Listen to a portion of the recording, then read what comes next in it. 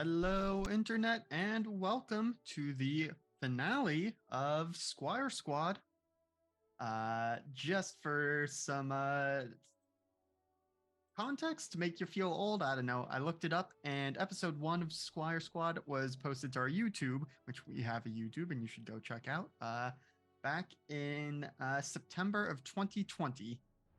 So, this game has been going on for about 2.5 years, and yeah, there was like a 6 month hiatus at one point in there, but still, we came back from the hiatus, and here we are, ready to wrap things up for tonight. But before we get into all that goodness, let's talk GGK stuff. You just watched our intro video, which tells you a bit about what we are doing on this channel. Mostly it's tabletop role-playing games. Sometimes there's some video game stuff thrown in there. If you're here live on Twitch, it is underneath our faces. And we've also got it pinned to our various social medias for as long as those continue to persist and not degrade into flaming trash heaps more than they already are. But if you really want to know what we're up to, come join our Discord. That's where we make sure to post when we are doing stuff, and also, talk about the new games we're all playing and the memes and all that good stuff. Our schedule should be fairly normal for the foreseeable future. So this Thursday we should be back for. Oh, I'll be shaking her head. Does she know things I don't? Yeah, I don't think they're doing their Saturday games. Yeah, that's good point. I don't know if because I know they're doing something special for Saturday soon-ish, but I don't exactly know when that is. Keep Wings an eye might on know the 'cause she's Discord, in- on the yeah. Twitter. I'm not sure if it's kicking in this week or the next, but they're going to be doing a One Piece inspired hack. Yeah. Yeah, I don't think they're starting this weekend because I'm going to be there. I told them they could, but I think they took Saturday off, as far as I'm aware. That does make sense. Yeah, I remember that now. So it's not this week, but like next week. Gotcha. Good to know. But speaking of that, I'm sure Val will talk more about it if they haven't already. But they have, hacked. I believe it's 5e, but done a lot of, custom content for that game coming up. So be sure to check that out, even if you don't know anything about One Piece, because it is quite the endeavor to get into One Piece.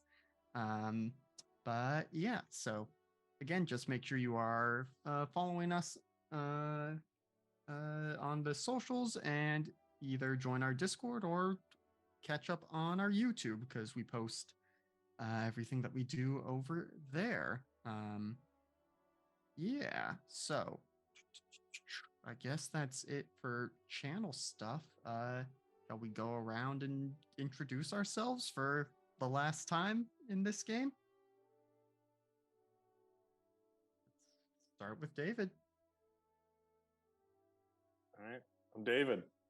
You can find me here on Tuesday nights, where next week and then every other week we'll be doing Escape Velocity over there for at least the next little while. We got a little bit of an arc in front of us. But tonight I will be playing Kevin, aka Paragon, the Legacy playbook. I'm LB Hackemup. I am normally live on the LB Hackemup channel on Fridays and Sundays. This week is different. I will be gone, but they'll still be live on Thursday. Maybe Lauren will play some Resident Evil on Friday. But we are getting into the end game in our Sunday night game that Alex is a part of. And they're going to head to a demi plane and get the last piece of their puzzle, but they're gonna have to get a couple gods are gonna get in their way, so I have to figure out what they're gonna do with that. Tonight I'm playing Subrina, aka Corvid. She is an outsider, an alien girl. Well, it was me. Hey, everybody. I'm Wings, also known as Danae Keener. I'm going to be playing as Chloe, also known as Hemlock, who is the Doomed playbook. And circling back around to me, you can find me at DanaeKeener.com. I do nerdy drawings, mostly related to D&D, and a lot of things on the Indoor Adventurers stream. You can also find me at Danae Keener on Twitter for the time being. There's a pinned tweet there. You can see my schedule and all the things I'm doing. Today I'm Chloe.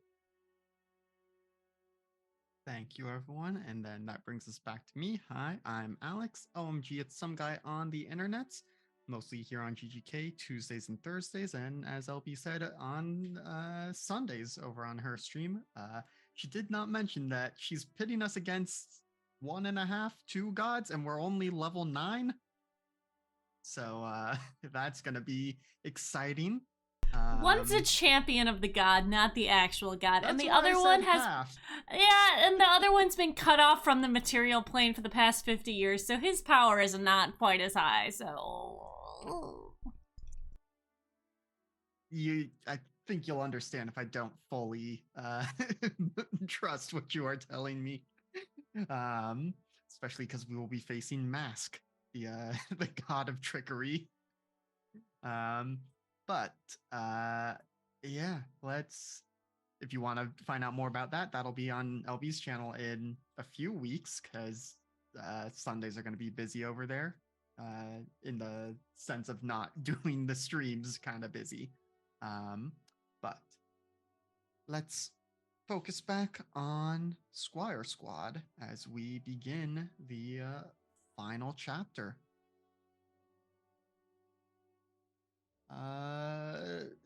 I'm still deciding if I want to try and do like a whole series recap or just the last session. We'll just stick with the last session. So previously on Squire Squad, our squires were at homecoming. 2 of them were in consideration for the homecoming court and were participating in those activities. They were also keeping an eye, mostly Chloe doing this, on their dates and their friends who seemed to be up to something, though they couldn't quite tell what. But everything got thrown into chaos when a supervillain that they had previously faced decided to ruin their good time. The AI supervillain Screenshot took over the high school gym where homecoming was taking place and started sending out nanobots through the vents and was not gonna let people have a good time. Our squire sprung into action in such a way that Kevin's date, Anna, saw him transform into Paragon, but there were more important things to take care of, namely saving everyone. Chloe had monitored Yusuf, who had taken his service dog outside and gone into a tunnel underneath the school that he seemed to be digging more of as she observed him using her powers. When everything kicked off, Chloe, again using her powers, teleported to Yosef, told him what was going on, and tried to figure out how to help from the outside as everyone was locked in the gym. Meanwhile, Corvid and Paragon were fighting off the not zombified because they didn't die, but like the classmates who got the biggest dose of the nanobots got puppeted. They managed to stop the flow of the nanobots and worked to fight off Screenshot, diminishing his power in the room. And as Chloe worked from the outside to help open up one of the emergency exits, some skeleton squirrels and other wildlife showed up to assist. At the end, they managed to defeat the villain, get everyone to safety, and there was some discussion amongst, between Kevin and Anna about what had happened in there, and Anna revealed that he is able to control the skeletons, and what else? Corvid pretending Corvin, Sabrina did a lot of pretending to be people. One, pretending to be Kevin so that Kevin and Paragon could be seen in the same place and try and, some plausible deniability there. But she also impersonated Anna and went over to her friends to debrief on what happened. But was in for a surprise when Yosef's service dog, the professor, telepathically spoke to her and knew that she was an imposter. With all that being said, Anna said that she would talk to her friends and see if they were willing to meet with our squires, and maybe something will come with that. Back with the group, there's some debriefing. Sabrina wonders if she is cursed, that everyone she has tried to date recently is, for one reason or another, unavailable. Her friends reassuring her that everyone just lives very odd lives. They have a celebratory movie night and get ready for the sort of makeup dance party that y'all are going to have with the other squires at Paladin's HQ tomorrow. You also know that coming up soon is your visit to CERN, as they are almost ready for you. So, already told you guys off stream, but we're gonna do the whole time passes thing. We'll still do a little bit of the Saturday night party if y'all want to role play any of that with other squires, but for time passing, we reset the team pool to 1, and I added 1 for the start of the session, and then the home rule is if you want, you can remove a condition. I know some of you have things that having conditions is helpful, but so it's up to you if you would like to clear one of those out. Yes, you are all moody teenagers, but with enough time, you get over some of your stuff. So is there anything in particular that y'all want to do with the Squire party as you turn the peril parlor into the party parlor?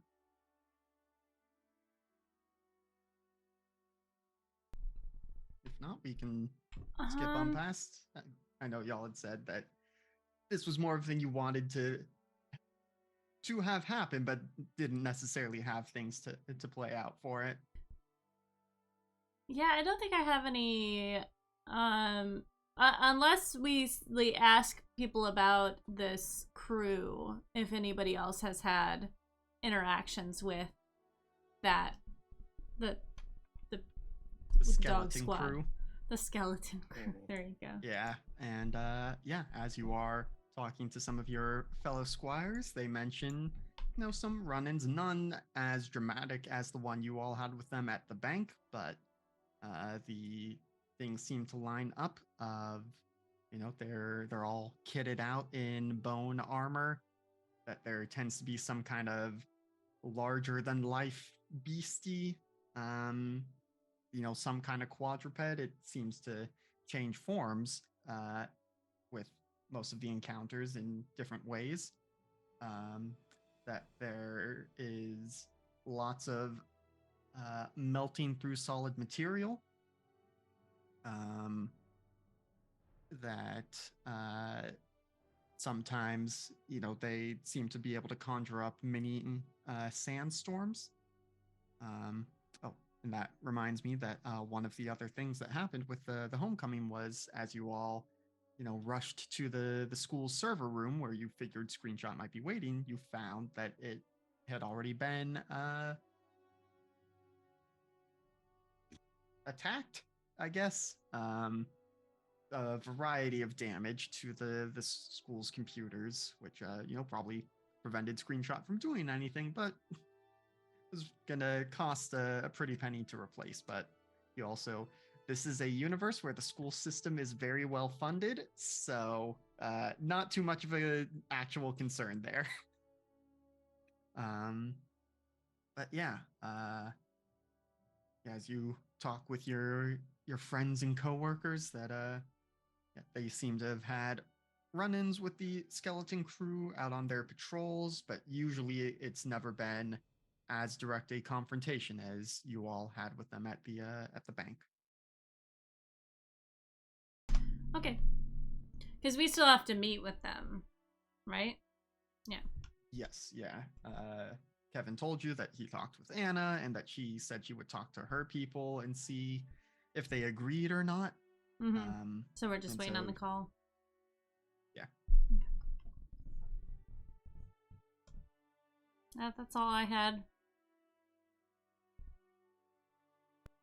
Yeah, no particular scenes or anything I want to do at the dance. I mean, I think probably with something like this, Kevin would try and like, I don't know, maybe not necessarily let loose, but depending on the environment of like how people are using their powers and stuff, he might try and be a little bit more free of using them, because he doesn't use them outside of like official Squire stuff very often. But yeah, no.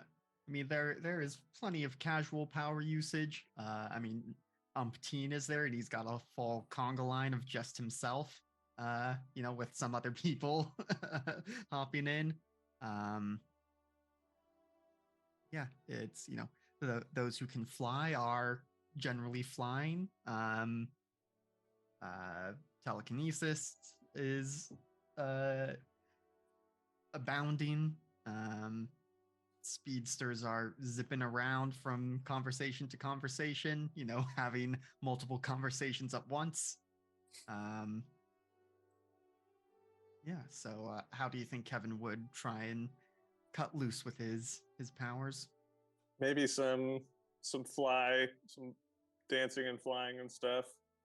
And then yeah, maybe like a classic Superman trying to race speedsters, since I'm also fast. But he's like, you know what? I know you got your thing, but I'm gonna see if I'm better than you at it. Yeah. If you would like, go ahead and roll. I think that would be plus freak to unleash your powers. Okay. Can I wield my powers, my adult move? I don't think it does anything different for this. Take hold of something. Yeah, it's the same roll, so it doesn't matter. Yeah, it's the same roll. It's just like if you succeed, it's better. Yeah. Yeah, if you do. Yeah, I mean, we'll see if any of those conditions come into effect, but yeah, it's still a freak roll. Yeah, I would need to read up to see if there's anything specific of like, does this just fully replace unleash your powers? Because it does technically say wield your powers with precision or grace, but I think for the most part it replaces your basic move. Mm. So yeah, go ahead and make. Oh, okay. I got a 10. All right, so yeah, it's pretty close, and it's like the peril parlor is not that big, so it ends up being more of like do X number of laps thing, and I think you're able to get the inside corner on a few of the races, and that's what lets you manage to beat out some of the speedsters. It's close because the speed is their thing, but you do win a few of the races. Yep. That reminds me, I don't know. Woo, Kevin! Yay! Yeah. I don't know what issue it's from or anything, but there's an interaction between Superman and the Flash at one point where Superman's trying to talk with him about something, and they're kind of just speeding along, and it comes up of like, oh, who's faster? And it's like, well, I raced you. Superman says, I raced you once and we nearly won. And then the Flash says, yeah, but that was for charity. And then just boom, like leaves Superman in the dust. Yeah, the Flash can travel through time and space and shit. Like, I think I've seen the Flash. Okay, him moving the world backwards does not. He didn't move the world backwards. He moved faster than light and traveled back in time, so it made the world look like it was spinning backwards. Oh, it was just a cinematic thing. Yeah. I see. So he can also. That's why if anyone brings up and who would win in a fight between Goku and Superman, and they say Goku can instant transmission, you say, well, Superman can get there before them because he can move faster than light. It takes him longer, but he can get there before them. Yeah. So weird. Yeah. Look, anyway. Sailor Moon can beat all of them, and I don't care. That's it. Yeah. I mean, the real answer is whoever the writer wants to win. Like, that is actually what Stanley and Jack Kirby have said. Anyway, so yeah, Kevin races off against the speedsters. Are Chloe and Subrina doing any kind of friendly competition with their powers? I think Sabrina's probably the disco ball a little bit for the night. She's doing the light show. Mm-hmm. Because though she always makes it green, she can make it other colors. So she's like the party ball. Hold on, I got you. Nope. Ah! That's not what I wanted. Nope. There you go. She's the slow changing disco ball. Anyways. I mean, just slowly going through the different colors enough exactly. That's like, if you pay attention, you'll kind of notice it, but it's a cool effect, and people, there's like a sign up list for changing the party parlor's environment, and so sometimes it's something more like a traditional club. Other times, someone puts you in like you're all on asteroids floating through space. One person sets it up to just be like, everything is chrome, and at that moment, Sabrina. That means we're gonna say crows. It's just all crows. Oh, crows! No, chrome, like the future is going to be. Yeah, everything is chrome. Yep. Chloe lies on the ground and does sit-ups while yelling "future." Yep. I'm gonna put in for crows when whatever the Schitt's Creek movies that Moira's in. Yeah. Yeah. At one point someone puts on just the crab rave, and it's just there are a bunch of tiny little crabs amongst you all that are just like dancing to the music. Honestly, the best party. Yeah, I mean, it's teenagers memeing on each other. It gets very silly, but everyone seems to be having a good time. Anything for Chloe? She's such a contrarian, you know?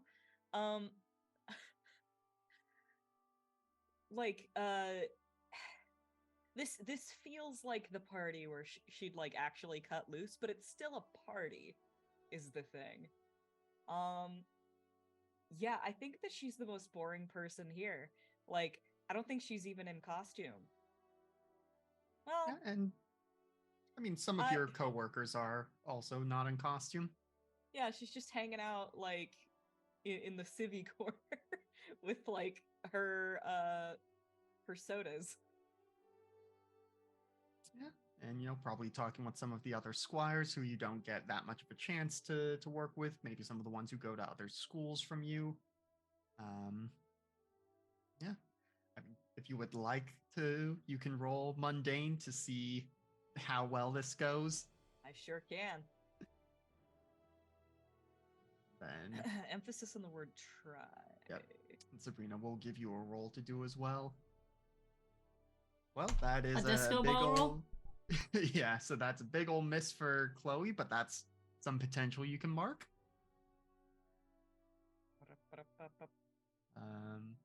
Then let's see, is there something other than just unleash your powers we could have Sabrina do?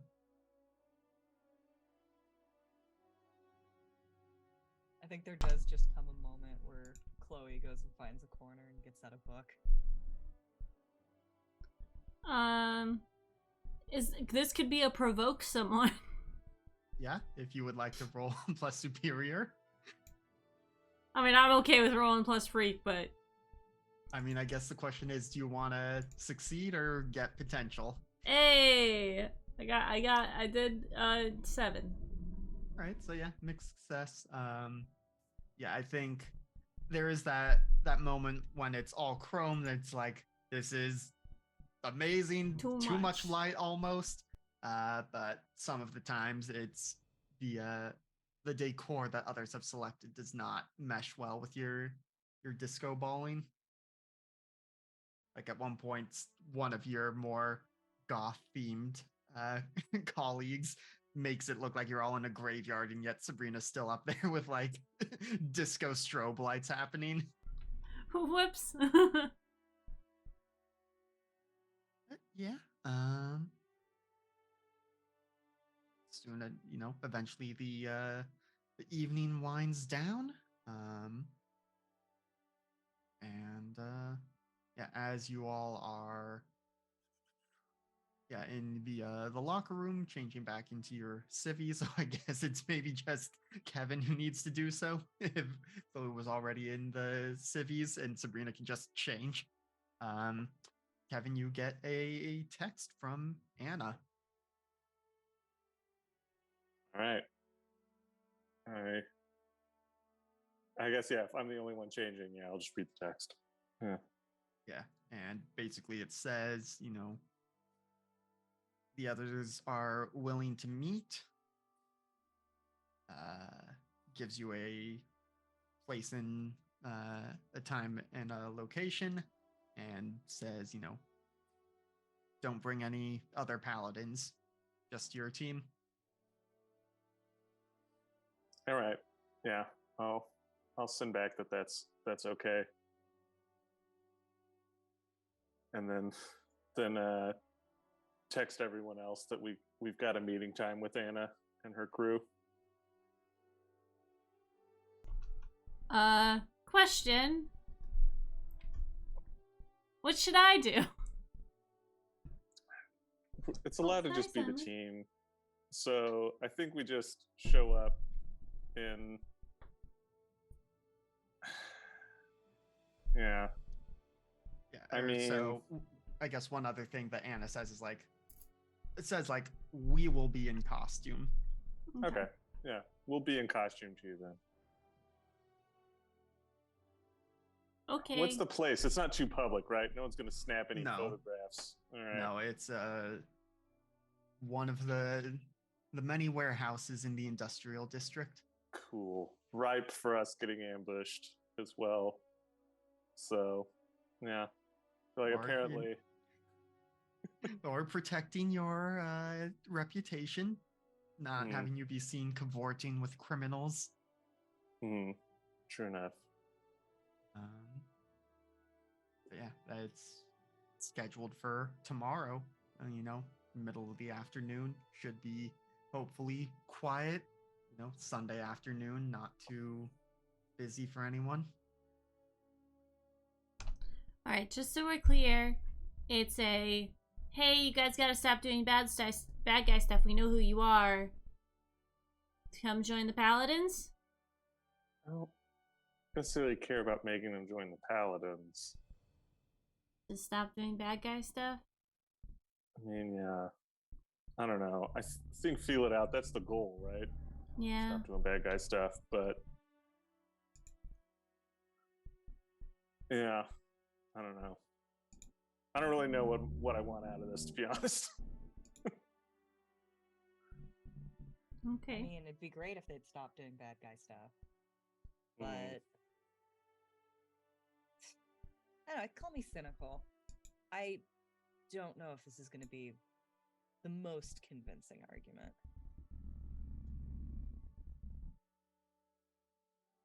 So like, it might have to be a stop doing bad guy stuff or we're taking you in. I guess one other thing I will mention in your conversations with your colleagues and their run-ins, like,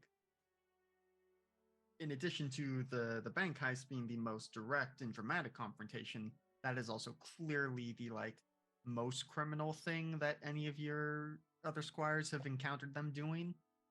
Like most of the time, if they run into them, it's just like, oh, I thought I saw them on a rooftop hanging out in the middle of the night.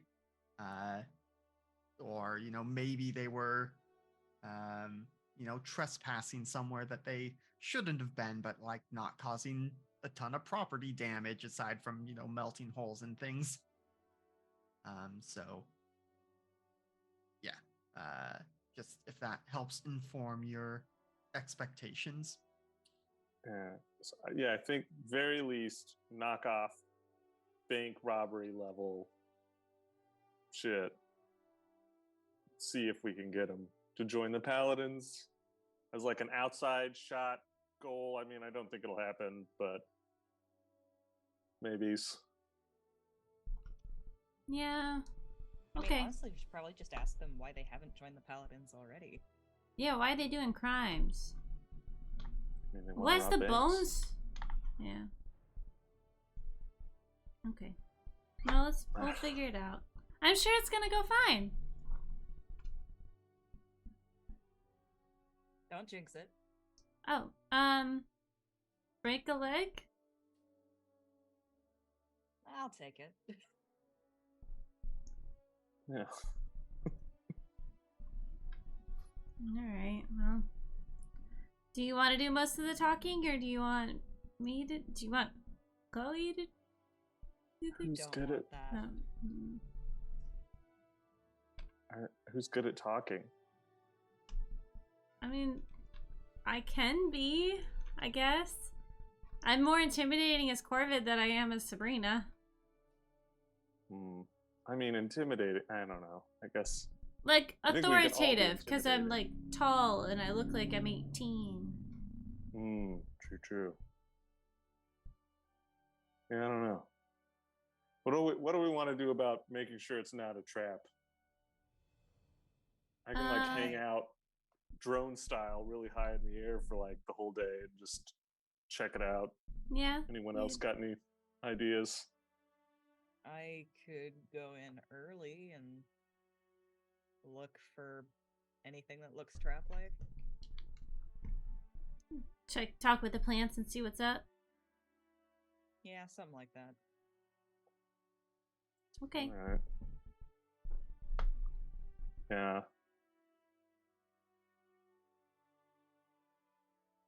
And then, what's the Kirby craft? Does it have any stuff? Because you can be invisible in there, yeah? Yep. Let's see.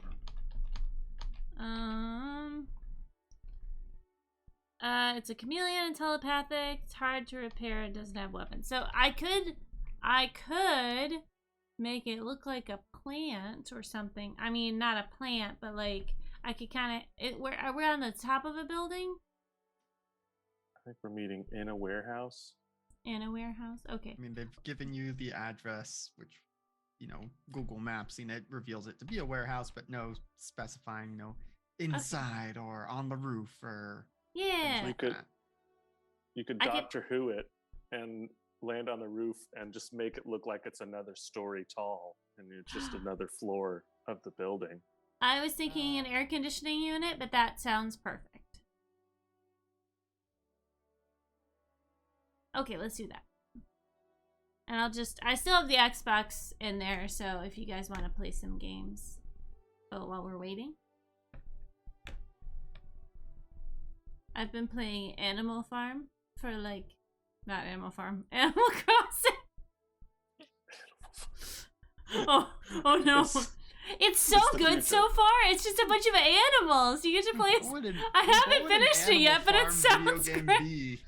Oh my god, it would be a linear story. It'd be a horror in the realm of the literature club, Doki Doki Literature Club, where it's like super wholesome at first, and then they just start dying. Oh gosh. Anyways, that's the plan. We're gonna hang out there for a while beforehand, and Chloe's gonna talk with the plants to see if everything's on the up and up. Yeah. That works for me. You all also, shortly after this, get a notification on your Paladin's devices that the CERN is ready for you next weekend. Guys! Sorry. Whoa. What? We get to go to CERN! Oh, really? Yeah! Yeah. My contact got back to me. Nice. One from one potential trap to the next.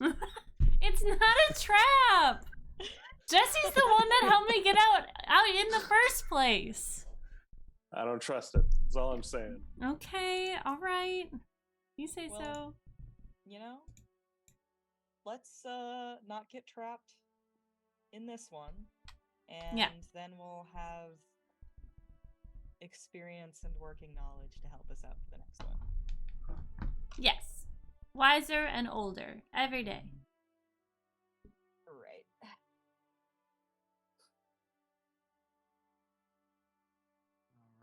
All right. Yeah. So, with that said, you go home. Well, it's still a Saturday night. Are y'all?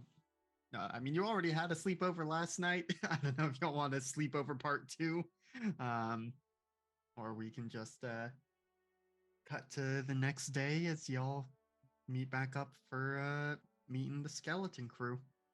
Yeah. So yeah, you meet up. I mean, how early do you want to start staking things out? Well, when's the exact meeting supposed to take place? Oh, they set it for like 2:30.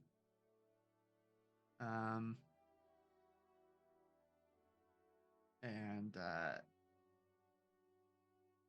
yeah, there's in that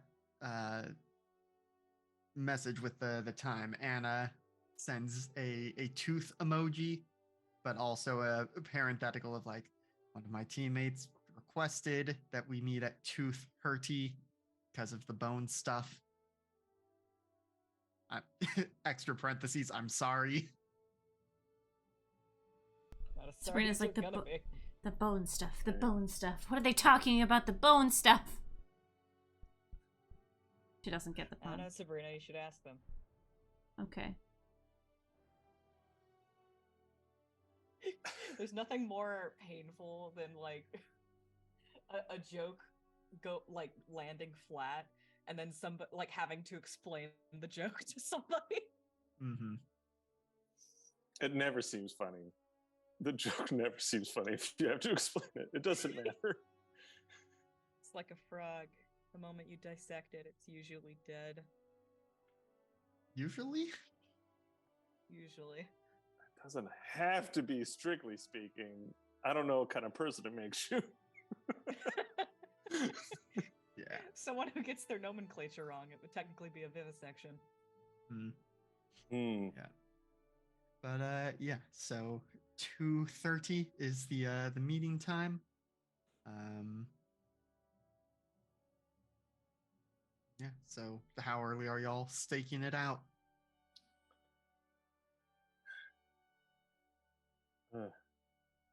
Practically speaking, I would want to be there very early, but just being in the sky staring at a warehouse for hours seems awful. So 2 hours early for Kevin.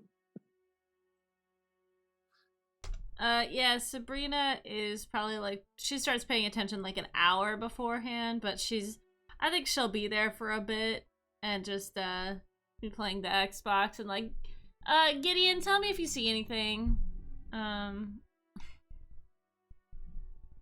But Who's Gideon? sorry, I've been watching a lot of The Flash. The whatever I call the spaceship. Oh, I don't know if you've ever given it a name. Maybe it is Gideon. It's Gideon. Isn't Gideon the name of our house in Four Keeps? It is.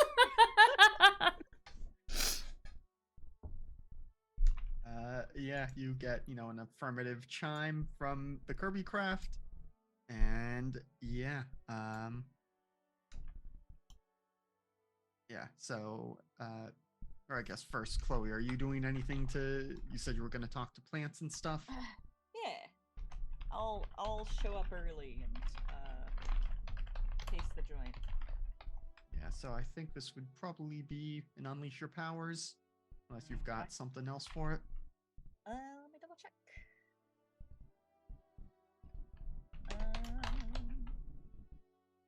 I don't think this is dire enough for a game face in particular. I'll just unleash my powers. Roll a freak. 9. Okay. Yeah, so I think you reach out and there's some like ivy on, one of the walls of the warehouse, and plenty of dandelions around because they'll thrive anywhere. And you get the sense that like there isn't anything atypical about what they're seeing. Yeah, they just kind of tell you like, yeah, this is normally a pretty quiet area. This seems to be some kind of long-term storage warehouse, and as you all look in, it's just rows upon rows of boxes that it's a little hard to make out if there's a logo or anything on them. It's very, very nondescript in there, and you can see like a layer of dust on a lot of things, not everything. Like there is like peeking in through some of the windows towards the main front door and gate and stuff like that seems to be in more use, but certainly towards the back of the warehouse, it seems like it maybe hasn't been touched in a while.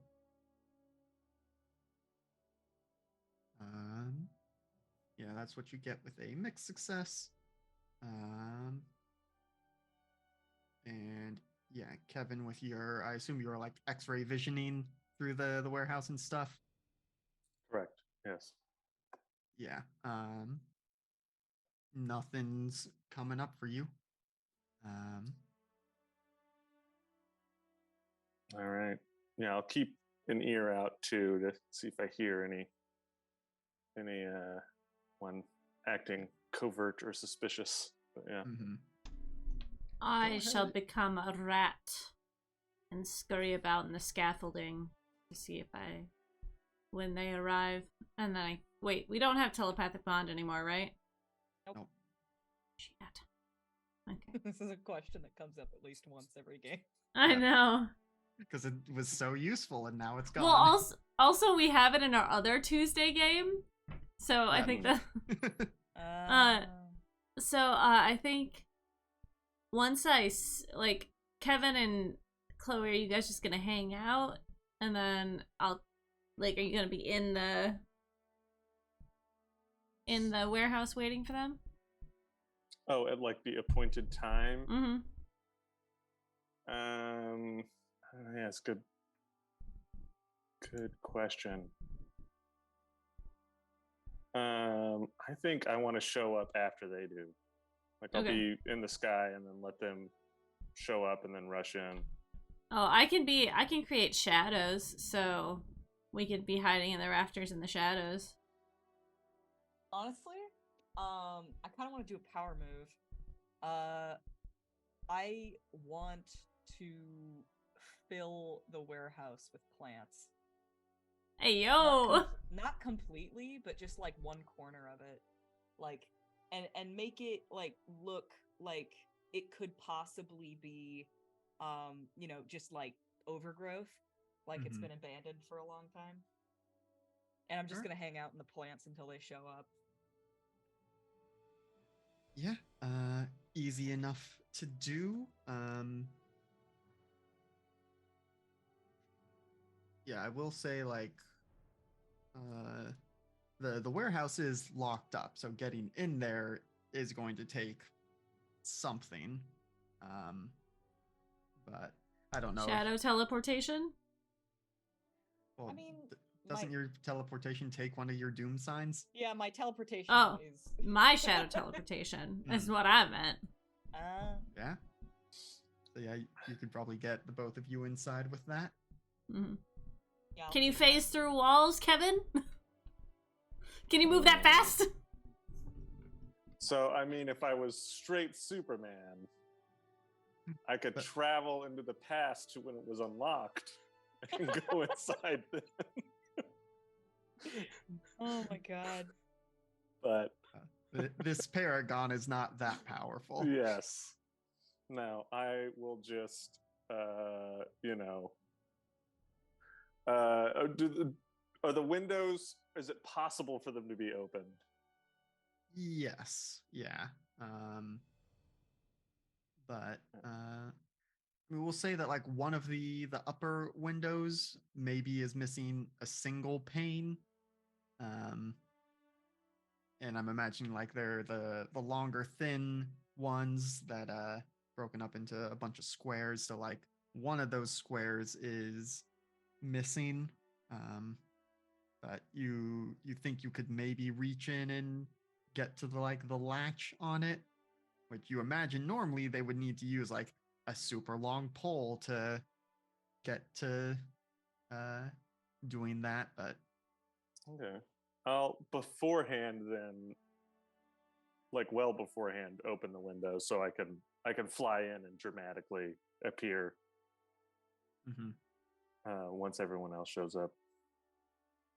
okay, so we've got Hemlock and Corvid chilling inside in the plant corner. And then Paragon is waiting in the skies above. And you've got the Kirby Craft parked on the roof. Pretend like camouflaged as another story to it. I don't think the Kirby Craft's big enough to cover the entire roof, but you know, maybe it's like a partial extra story. So yeah. Kevin, as you are floating above, you hear a strange sound, a weird clattering, clacking sound. And it seems to be coming, it is figured out, it is coming directly from where the sun is to make it a bit harder for you to see it. But as it gets near and like finally moves out of the sun, you see that it looks like a seagull at first until you realize it is all bones. And as it gets near, like it's not dive bombing you or anything, it's just casually approaching, but you see there is like a bit of paper. It's got clutched in its claws, and it kind of stops in front of you and offers the paper to you. I grab the paper.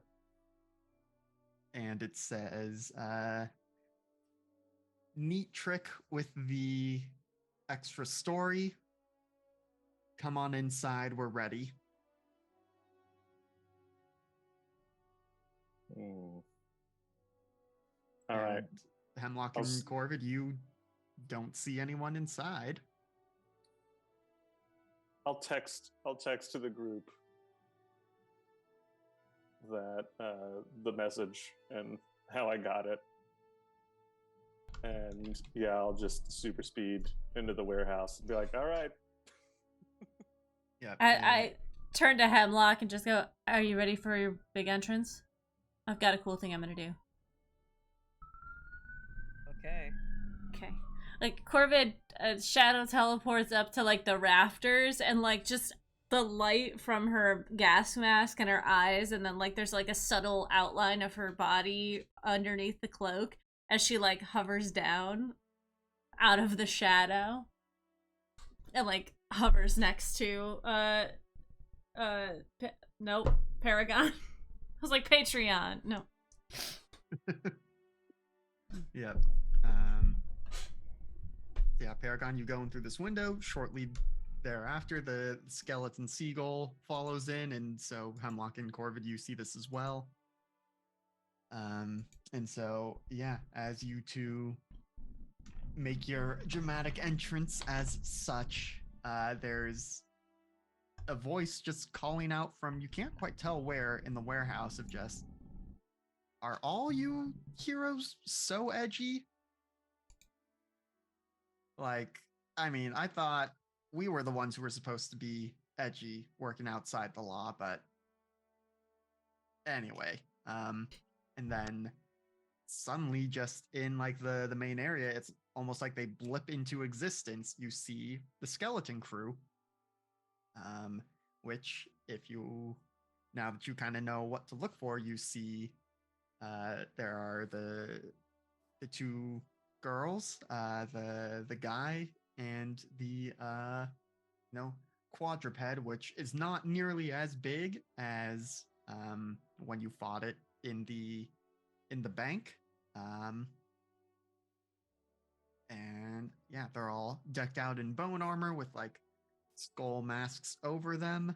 But as they appear, one of the girls kind of steps forward and takes off the skull face, and it's Anna. And she kind of looks at, because right now it's just Sabrina and Paragon who are visible, right? Chloe is still like blended into the she's in a ghillie suit in her corner. She is Bush. Yep. Okay. Ambush. Yeah. Kind of looks up at the two of you floating above, and Anna says, I mean, if you want to stay flying up there, that's okay, but it's gonna make this a little more awkward. Like, can you come down, please? Yeah, I'll float down. Mm-hmm. Lands on the ground. Don't you have another member?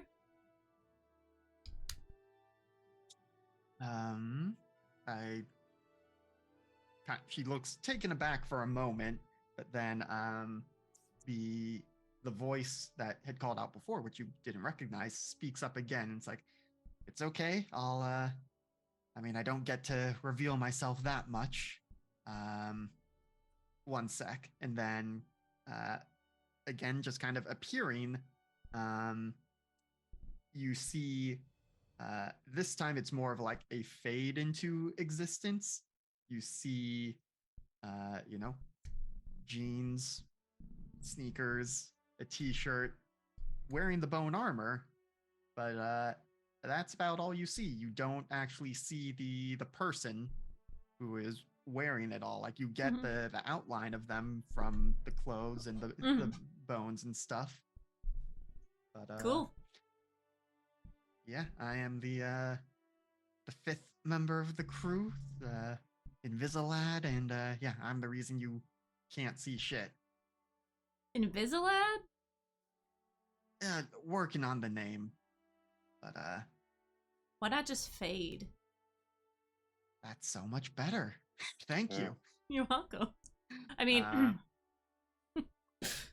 yeah, and Anna kind of looks over towards him and says, "All right, so yes, as Fade, Invisalad Fade says, he is our fifth member and kind of, well, the secret to our success, really. He can make things imperceptible.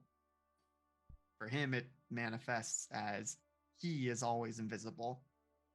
Unfortunately, it's always.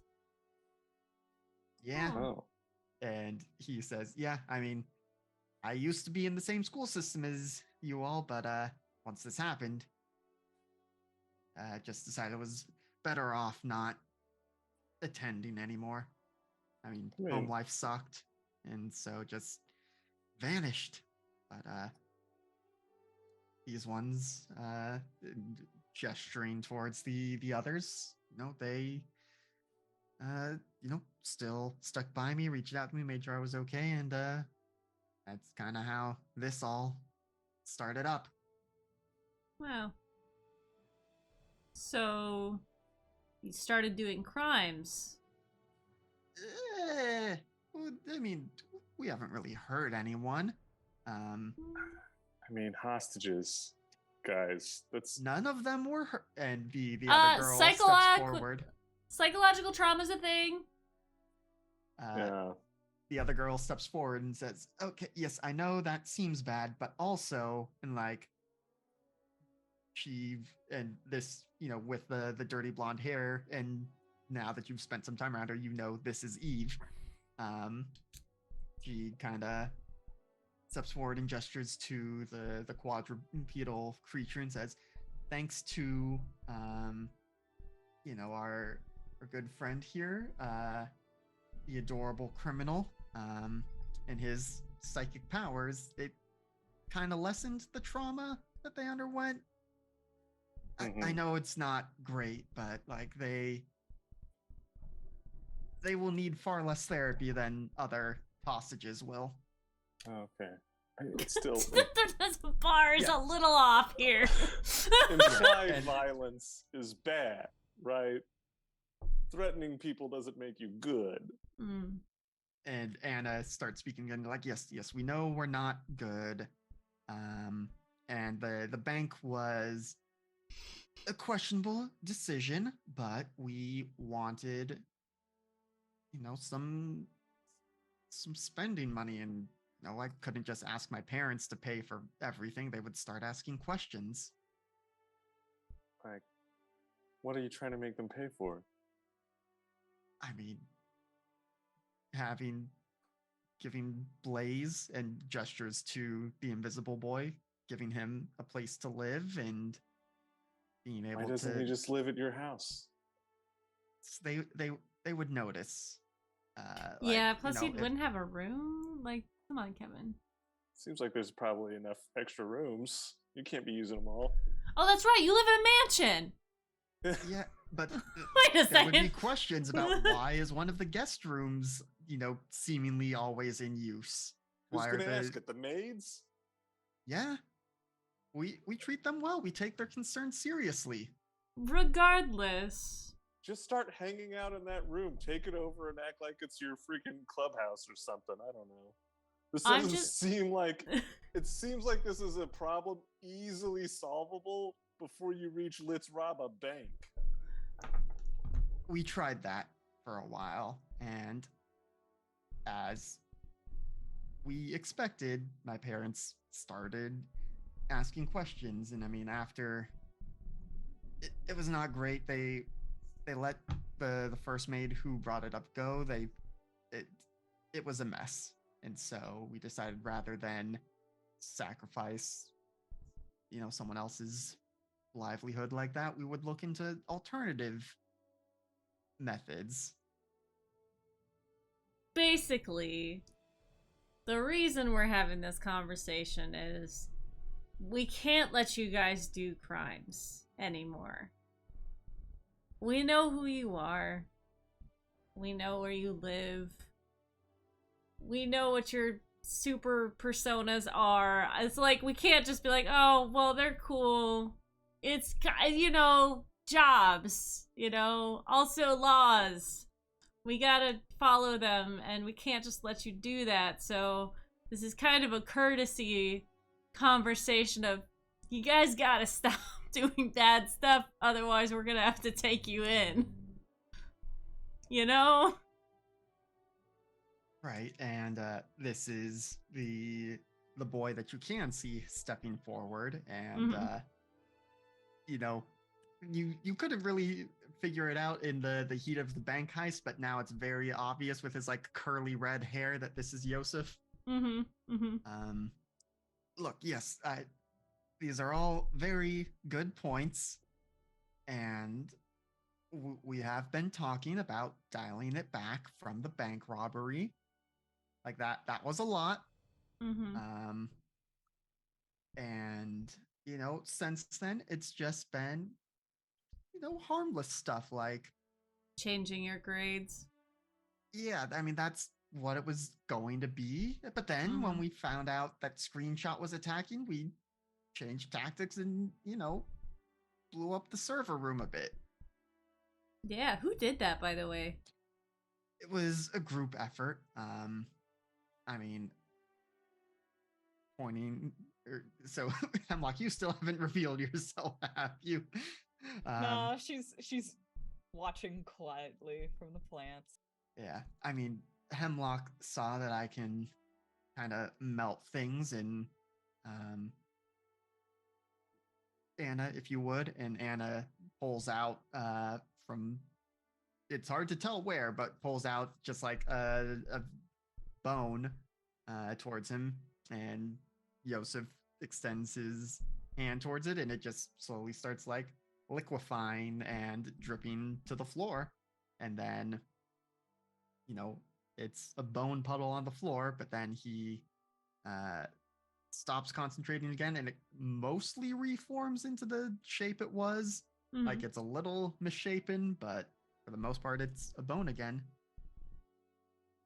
Yeah, I can liquefy things and mostly put it back together. Still working on that part. And then Eve chimes in with, and I did the sort of the sandblasting. I can, control small amounts of earth and dirt. They can spread it out, and that's why they call me Dust Devil. Yeah. And Yosef's like, and I'm Drip. Drip. You see under his bone armor, he's got like a cool trench coat, and like he is clearly trying to style himself. I don't know enough about the fashion of the kids these days to know whether or not he's doing a good job of it, but he's doing something. The question is he actually, like, does he have a good drip, or is he trying to have a good drip? The jury's out. Some people it's like, okay, is he doing this ironically, in which case it's good, or Okay. is he doing this earnestly, in which case he's trying too hard? Fair. Cool. And Anna? Yeah, I've got osteomancy. It's not actual necromancy, like I can't do ghosts or spirits or anything, but bones are my bag. I'm so sorry. I just looked at my camera. You guys on stream can't see this. Abaddon is just staring at the wall. You okay, baby girl? Abaddon, what's the matter? Sorry. Yeah. She doesn't usually get me like that. You good? Yeah. She's like, what? This is my wall time. Yes, I guess. Sorry. What's your name? Indiana Bones. After the really old movie? Yeah, I mean, it's most people haven't really heard of it, so I figured It's a I was classic. in the clear. Yeah, I'm always surprised when I find out that more people know about it, but yeah, so yeah, that's us, the skeleton crew. And the quadruped at this point just reverts and is the professor, and is wagging his tail, and he chimes in to all of you hear this in your heads of, I do my best to keep them from going too far off the path, but there's only so much I can do. I'm just a dog. You're a good boy. Yeah. His tail wags at that. All right. So, what's it gonna take for you guys to knock this shit off? I mean, they all kind of look at each other a bit, and it's, I mean, the bank heist was the most action we'd ever really seen until Homecoming, and that was a bit too real, I think, for most of us. So I mean, we're figuring it out. I wish we had a better answer for you right now, but we are. Can I give you kind of my two thoughts on where this goes long term? Sure. Assuming we're not a part of the equation, this team, me and my friends. You guys keep doing what you're doing. You eventually attract the attention of the paladins and people better than us at stopping people like you stop you. Because you guys are good at what you're doing, but come on. I mean, Paragal shows up, Omna shows up. Even Musketeer. Yeah, no, Yeah. I mean, any of the paladins, we would be in deep shit. Mm-hmm. It's just a matter of time, right? You can't fly under the radar forever. You can't I fly. As the invisible that's true. boy raises his hand, Mhm. which you only You- see because of like the bone glove that he's got. You say Speaking that. of, I think this is the point where Chloe makes herself known. So she just sort of slithers out of the plants. She doesn't walk. Homer she Simpson just- coming out of the hedge. Yes, exactly. Just like, and she says, "What I want to know is why you didn't go to the Paladins in the first place." There is, a round of exclamations as you suddenly appear among them. Hemlock, Jesus Christ, come on. I told you not to do I don't that. have Oh. to be invisible to disappear. I forgot you guys couldn't see them. Yeah. All right. Anyways, so okay, what's your name now? Fade? Fade. Yeah, that's better than what I was doing. And I mean, Invisible lad. Yeah. Yeah. So, well, I guess you say that. You can't be found. How exactly does your power work? Is it just the normal five senses? You can't be detected by those? If you were there and I put my hand out and accidentally smacked you, would I feel it? Do you know? I mean, we have not done extensive testing, but here's what we've done so far. I mean, my power is to be imperceptible. So, like, I mean, you've got fancy vision stuff, right? Like, try it out. And you see that he fades from existence again. All right. I'm going to try and listen really, carefully and say, like, all right, say something, but use your power to make me not hear it. And see if I can hear it. Roll to unleash your powers or wield your powers. That's what it's going to take to. Oh, is this like the Doctor Who key thing? Where, like, he can only make himself... Do you know, I don't know if I've seen that one. It's like it's a filter that, like, people just, like, overlook you. Like, you're not invisible. It's not like you're not there, but, like, perception unless filter? unless you reveal yourself to them, like, and say something, you're just not... Nobody, like, can see you at the corner of their eye or anything. A bit like that in some aspects. Okay, so with your 11 full hit, it is taking the utmost of your concentration to even get the tiniest hint of a whisper from something he's saying. But like, as soon as you lose your like peak concentration, you have no idea that he's there. Can I repeat back a little bit of what I heard? Like, even if it's just like a word or two. Yeah, and you do, and he comes back and's like, okay, now that is weird. No one's ever been able to do that before. Paragon's I pretty mean- powerful. And there's other people with these kind of powers. I mean, a few months ago, I was psychic. I could still kind of be sometimes, but like, are you imperceptible to those kinds of senses? Based on what we've tested, yeah. And like the professor chimes in of like, yes, I mean it's only through thorough practice that I'm able to reach out to him when he does not wish to be perceived. Leans into Kevin. That's actually pretty cool. Yeah, it's a strong power, but I mean, Yeah. for every power, there's probably someone. There's Mhm. enough powers, right? Yeah. So the statistics on someone having a power that can beat yours, like, there's got to be, right? Yeah, it's like with supervillains and stuff. They're doing these things because they're just trying to be smarter than other people, or stronger, or faster. Like, they're trying to get away with stuff to just, I don't know.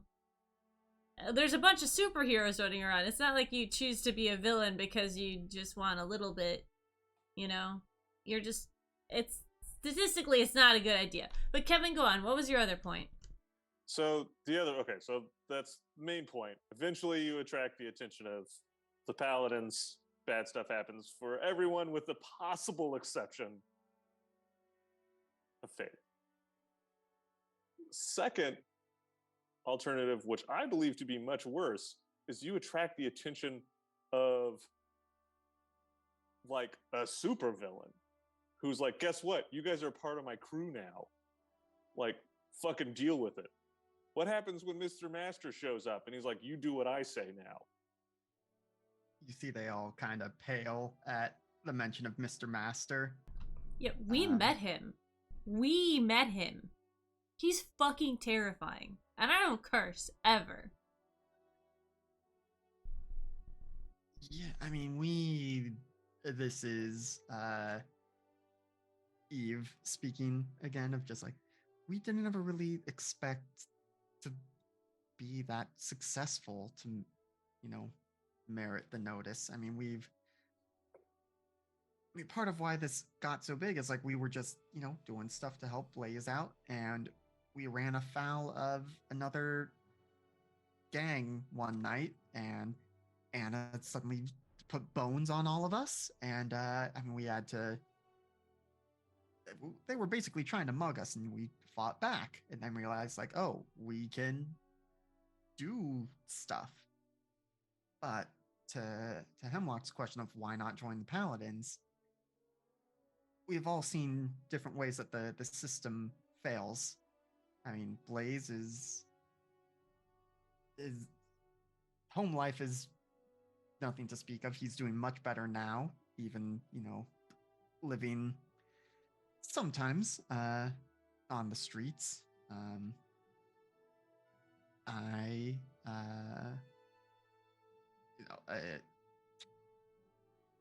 My parents look, you don't need all our sob stories. It's, if you want to hear them, great, fine, but let's just say most of us have one reason or another to not have total faith in the institutions. Like, it's great that you all seemingly do, but fortunately it didn't work out that way for the rest of us. I wouldn't say we necessarily have total faith in the institutions, but we have total faith in each other. Sure. That's what we've got with Why'd each you other. say it like that? No, wait, hold on. Why'd you say it like that? That just wasn't you took it in a very different way than I was anticipating. Oh. But yeah. No, I just, I think that between the alternative of between the two choices being presented, I would rather choose the one we're doing than you're doing. I mean, it'd be a completely different conversation if you're like, we don't trust the system, so we're vigilantes and we're we're doing what we think needs to be done, but the system won't do. That's a whole different conversation we're having, but you're not doing that. So I think it's a bit hypocritical for you to then go, well, the system sucks, so we got to look out for ourselves. And guess what? We're making life worse for other people by taking hostages and shit. Stealing money. Again, the hostages, we have learned we're not gonna do that again. Mm-hmm. But I mean, if you've looked into our exploits, I guess, pretty much only, messed with corporations that can take the loss and have never, if we've had to subdue the security guard, he's never been really hurt. I mean, maybe a bruise or two, but I know that our excuses aren't going to cut it for you, but... Well, my question is, where do we go from here? I thought you were raising your hand. Yeah. I no. know. Morticia tries to get on my tablet, and I'm trying to teach her not to. I have barriers. I have fences on my computer. Hi, Morticia. Just wants love. Anna chimes in again, and well, as I was saying, Friday with Homecoming was an eye opener for most of us. I mean, we saw you spring into action with barely a moment's thought, and kind of put things into perspective for us. I don't think any of us are going to rush to sign up with the Paladins by any means. Listen, nobody's asking you to be a hero. I'm just asking you not to be dicks. And maybe the Paladins can help you. I could at the very least help train you guys how to use your powers. I mean, if Fade, what's your real name, Fade? Blaze. Blaze. Okay. If Blaze, this is just how it works for you all the time, maybe you could train it so you can be more visible or even less visible somehow. I mean, not necessarily a forever thing, right? I mean, I guess you make some points, but also, we're not going to be convinced overnight by one conversation. In the meantime, if you are primarily committing crimes to prevent Blaze from being homeless, we can probably make sure he's not homeless. I mean, I'm looking for a roommate, I guess. I also have a place to myself. How's your thing work on AI, like on machines? Can machines perceive you? Usually not. I mean, it's just imperceptibility seems to be my shtick. Okay. Well, like you would have noticed that, like when he did his fade out, like if you cycled through your various special visions, it was nothing. Like even when the others were showing up on heat signature or X-ray or whatever, it's just gone from them. Okay. And yeah, you can extend this to other people. I mean, it's a good power. But anyways, I mean, I could even maybe look into the trust and see if we could rent you a small place or something like that. You don't have to room with one of us. I mean, I don't know what kind of access I have. I guess we're 18 now, right? Yeah, I think you all, because we're seniors now. Yeah. I probably have greater control over the trust than I did before. Would I be able to just like get this guy a 1-bedroom apartment? Probably. Yeah. I guess it's a question of, are you willing to do that after meeting this guy one time, or is this just the start of the idea? Yeah, I mean, so yeah, I'm fine with it. But yeah, I can probably get you a 1-bedroom place. It's not like I can't deck you out with like crazy awesome shit or anything like that, but we can get you a place. You don't have to be homeless. Well, that's certainly an offer. You'll forgive me if I look the gift horse in the mouth a little bit, just met you all. Still figuring things out. But you do already know us. I mean, you used to, right? I mean, we never ran in the same circles in school, but yeah, I mean, we were in like middle school together and stuff. Do I have any memories of Blaze? Guess, yeah, I would have been around in middle school.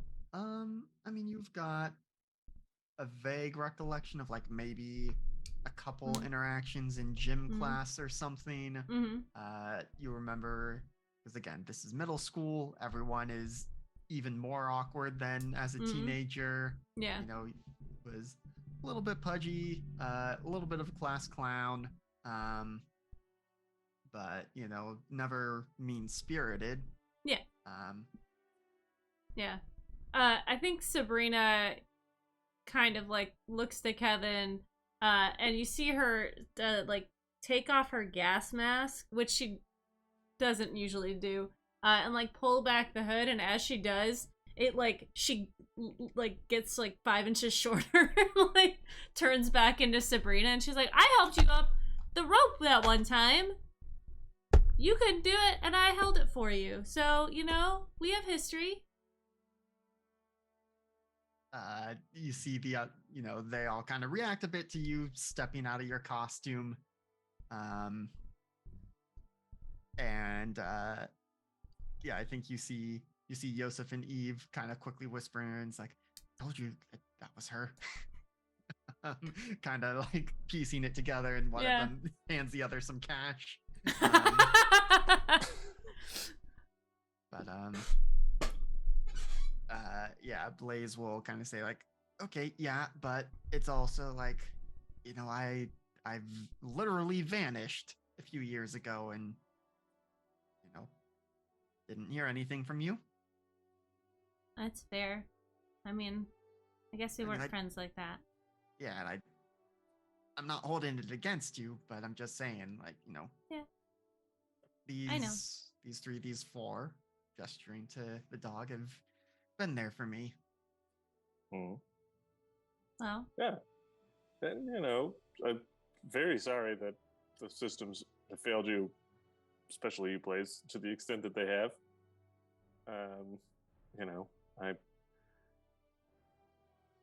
I can speak from experience that these kind of big changes happening in middle school, it's not a great reaction from your peers. I do not recall if you remember, but I turned into a giant metal bug at around the same age. It made school very awkward for a while. Also, my dad disappeared. Yeah. There's a moment of silence after Subrina and Kevin have both given away who they are, and then it there's the expectation from Chloe, and she just looks over and she goes, "Oh, I didn't go here. Sorry, I don't know you." Well, I guess the next steps are the most important, like I said, we can't let you guys commit crimes all the time. And so if you're gonna commit crimes, I'm just saying, wait, get better at your powers, and get access to things like transportation so that you can commit crimes against more deserving global corporations than the local mom and pop store that maybe isn't as supportive of things that you want them to be. They all kind of give you a slightly bemused look. Sabrina's eyebrows are just all the way up. She's trying not to say it. Just matched my Chloe. She's all like, "Kevin." Yeah, but Anna chimes in with if it's any consolation, the bank heist was we're good after that. We don't need to do any more crime for a while, at least, and especially if your offer is genuine, that will help out a lot. But I guess why wouldn't it be genuine? Because people are jerks. How is this more of a trap? Humans suck. Other things. Again, it's too good to be true. Yeah. It's coming out of nowhere. That's fair. And time will tell. Yep. So, you've given us some stuff to think about. I will go ahead. I guess, do you want the apartment to be in your name? Do you want it to be in my name and you just stay there? I don't know, how does apartment stuff work? And there's a brief conversation amongst all of them, just do you even have a this is not I've something never we've had rented an apartment. I don't know. Well, I think that he would need a valid photo ID, and I don't know if that's actually possible, so might have to be in your it'll probably name. have to be under mine anyways. And also getting I can exercise stuff on the trust, but I probably need to make sure the paperwork lines up. So it'll probably have to be under my name, but I will get that and I will text Anna the address and you can check it out. I'll give you like if there's like a code or something, or you can swing by my place and I'll give you a key or something like that. All right. I mean, yeah. Give us some time to talk about it, and Well, I'm going to do this part, and then you can check out the apartment and you see if you like it or not. And then if you don't want it, you don't want it. I got an apartment for a year. Sure. Okay. Yeah. We'll talk things, and I'll let Anna know what my answer is to let you know. Sorry for impersonating you, Anna. I don't usually do that. Wait, you did what? And like the others all kind of are like that, and the professor's like, yeah, no, she did that in the aftermath of homecoming. Sorry. You didn't snitch, Professor? You didn't snitch, Professor? It didn't seem like there was a reason to at the time. Aw. Thanks. I know we said it before, but you're a good boy. You are a good boy. Tail goes wagging again, but then stops for a second. It's like, if we hadn't set up this meeting, I would have told them. Oh, okay. And then the tail goes back to wagging. He's so honest. Well, we'll see. I mean, if you guys say you're gonna stop, I trust you to stop. And if not, flash bang boom. Right to the moon. We'll stop everyone but Blaze. Yeah. It's unlikely we will be able to capture you. That's fair. Does light refract through you? I don't think my powers work strictly on a laws of physics basics. Because, like, I know the whole thing of, like, if you're invisible, you know, the light wouldn't reach your eyes, and so you couldn't see, but I can see fine. So it's... Huh. Fascinating. Yeah, you stop perception of you. Yeah. Maybe it's like a brainwave thing. I feel like it's got to be a quantum physics thing. It's the only thing that makes sense. Anyway. Sure. I mean, yeah, I don't know how it works. Well, I know how it works, but not at, like, the atomic level or whatever. Obviously, I haven't been able to really keep up with school, so I don't know what you're talking about with quantum physics and all that stuff. That's fair. They haven't covered that yet. Yeah, that's not I don't think... I mean, it's the future. You know, out of game. Maybe they teach us that in high school now. Yeah, that was freshman year. Yeah. The dark matter principle has been solved. Yeah. I mean, you're not the only person who has powers that come with downsides. What I'm saying is that if you want help, we have access to some resources, and we'll see what we can do. And and also maybe Blaze joins the Paladins, and then the rest of you have to, and he trains up his powers. That's a real option. Just saying. It's pretty cool. Plus, then you get to hang out with us more. And who doesn't want that? I mean, yeah, y'all seem cool, but I also just met you, so, I mean, again, yes, we interacted briefly in middle school, but... I know. Basically just met. That's why I'm telling you that we're cool. So that you know. And you can find that out later. The coolest people have to tell you that they're cool. Oh no, I've been telling everyone. Is that not what I'm supposed to be doing? She like looks at her. Oh no. Okay. This has been a lot. Needs some processing time. That's fine. So yeah, no crimes. Sure, so long as that processing doesn't involve crimes. Yeah. We're good. All right, yeah. No more crimes. Unless you're stealing from Amazon. That's always morally acceptable. That is a very evil company, so... I'll give you that one. I will give can't you believe that they one. survived into this utopian future. I mean, capitalism's still gonna capitalism a bit. Yeah, but, Bezos 2.0 is just the worst.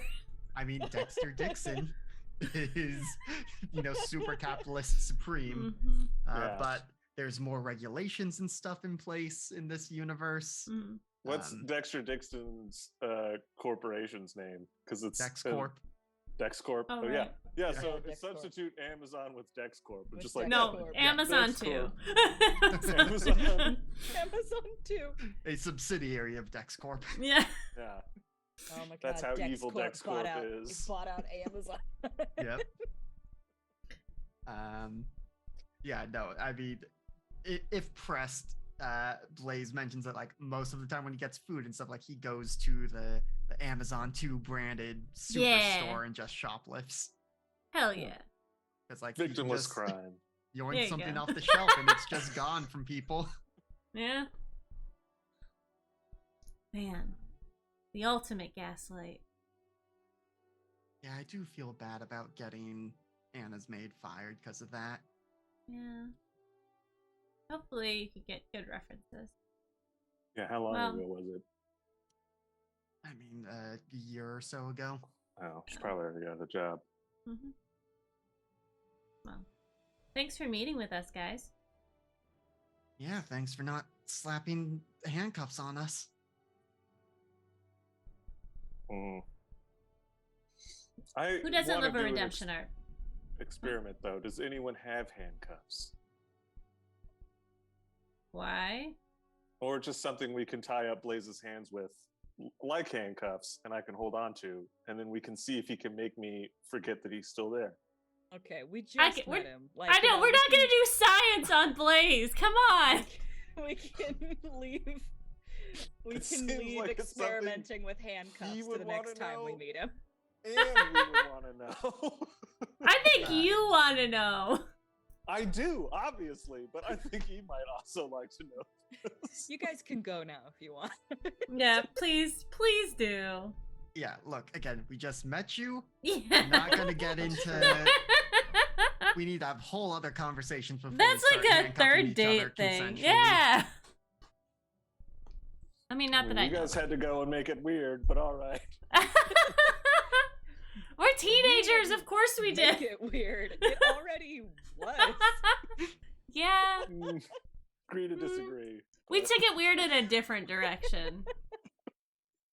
Before you guys disappear, could I just have like a small sidebar with Yosef? I mean, drip. Sure, yeah. I mean, this was all we had on the calendar today in case shit went sideways. Mhm. Yeah, and like wanders off down one of the alleys of Mhm. shelves. Yeah. So. And like he takes off the skull face at this point. What do you think? Of what? I mean, there's a lot. Oh, of me could be a being little more- Corvid. Oh, yeah, that. Yeah, I mean, it's pretty cool. I don't know if that's what I was expecting, but not upset about it. Did you think I was Hemlock? No, I don't think you were Hemlock. Mhm. I mean, you did have your goth phase for a little bit, but the vibes weren't the same. Yeah. They are very brooding. Yeah, she okay? I mean, she mentioned powers having downsides. Fine. We did just meet. Just... You're not there. Oh, I'm sorry. She heard the vibrations in the pants, though. I Homer Simpson out of the wall. Hemlock! Did you know this wall was made Stop! of plants? Okay, bye. And like, as soon as he said that, I was like, no, I get it. Like, that's not my place. No, not your place to tell. But Yeah.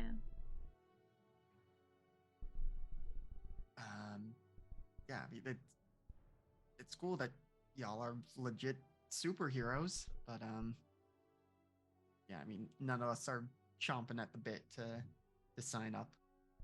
Yeah. I just meant because since you didn't know I was Corvid before, you asked me to homecoming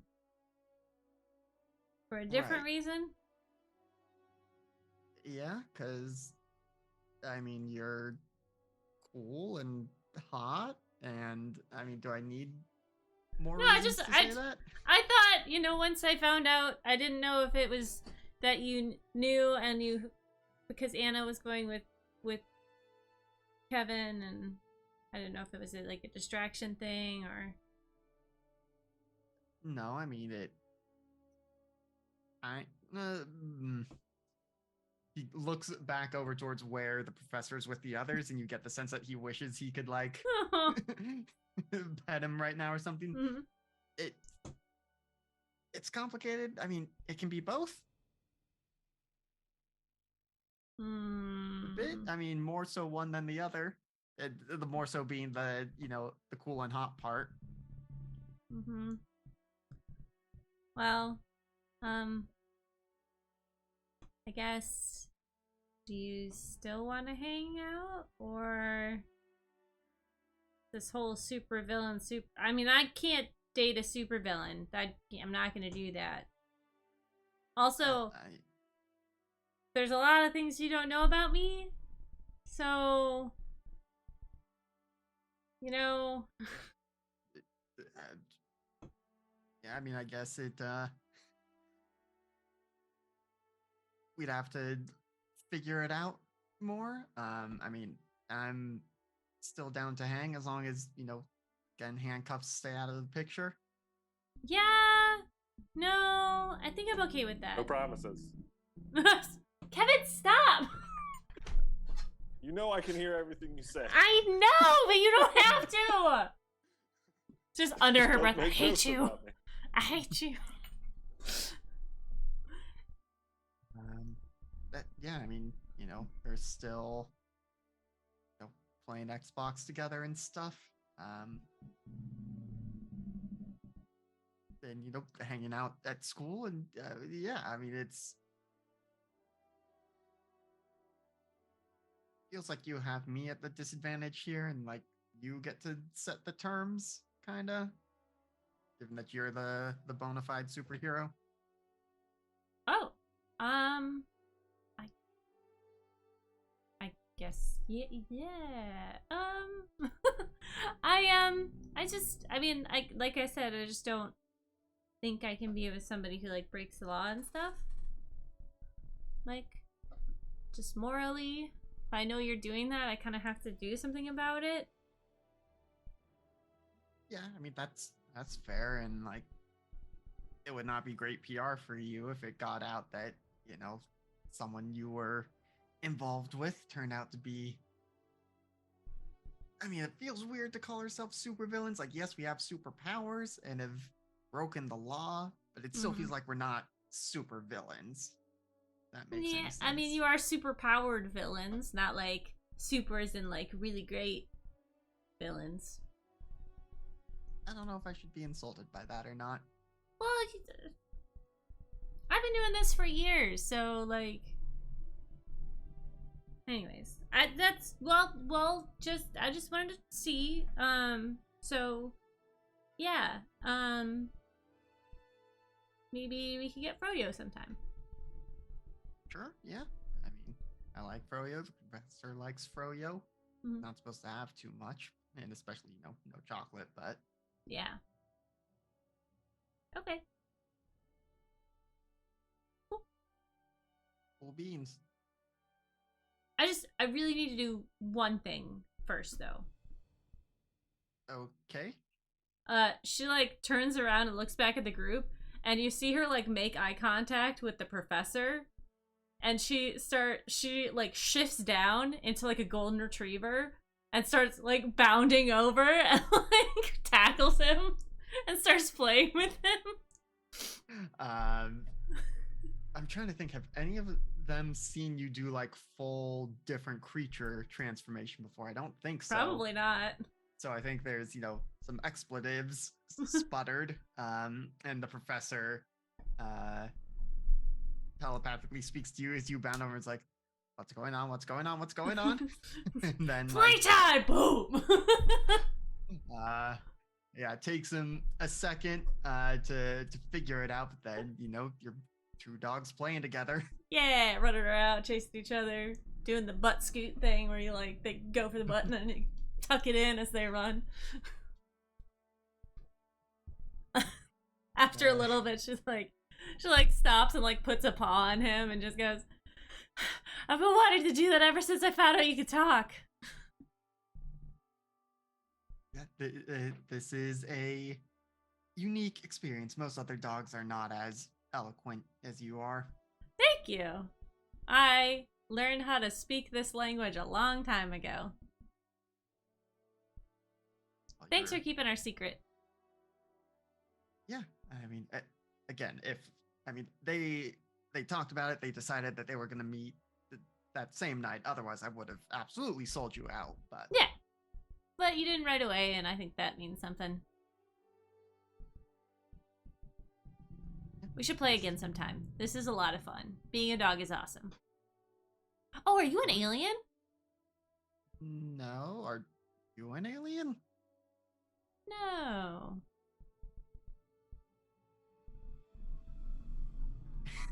Just like the dogs squint at you. They're squinting at each other. She's like, all right, I'll see you at school. All right, yeah. See you around. And she shifts back into Corvid, mask and everything. Well, bye, I guess. Yeah, I mean, I guess we'll see y'all at school next week. I mean, at least you two. Kind of side-eyeing Hemlock's like, I get that you're being careful, but this still feels a little sketchy. But I get it. Don't worry about them. They're okay. They passed the test. Guess we're gonna have to trust you on that. It's gonna be a lot of trust in the Figured out. next couple of months, yeah. Yeah, we got the whole school year basically. Yeah. I mean, Wait, are 'cause we? it's- Did we? We didn't. 'Cause Oh it's yeah, we have. homecoming. Yeah. Yeah, got most of senior year ahead of you. Yeah. But yeah, unless there's any more specific scenes, I think got just one quick scene. Well, yeah, should be quick. Before we take our break. So now is the official time passing. Most of the next week goes uneventfully. School is fairly relaxed. I mean, obviously the first couple days back, all everyone talks about is the attack, and you all have to pretend to be just helpless victims from it. I was stuck under the bleachers. It was terrifying. Yeah, exactly. There's some prep with the paladins to make sure you all have your passports are good and stuff like that. I guess the question is, how is Chloe going to spin the being gone for the weekend to her parents? It's still the middle of the school year, right? Mm-hmm.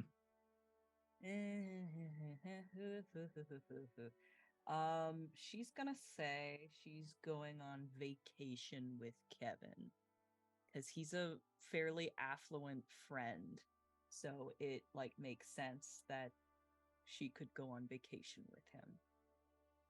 Yeah. And I mean, they more or less buy it. Because at this point they've probably had enough interactions with Kevin to know his guardianship situation. Yeah, and he's not like a weirdo or Mm-hmm. nothing's gonna go wrong if she goes overseas with him. Yeah. So are you saying you're going overseas, not just out of town? You know what? Now that you mention it, yeah, she's going out of town.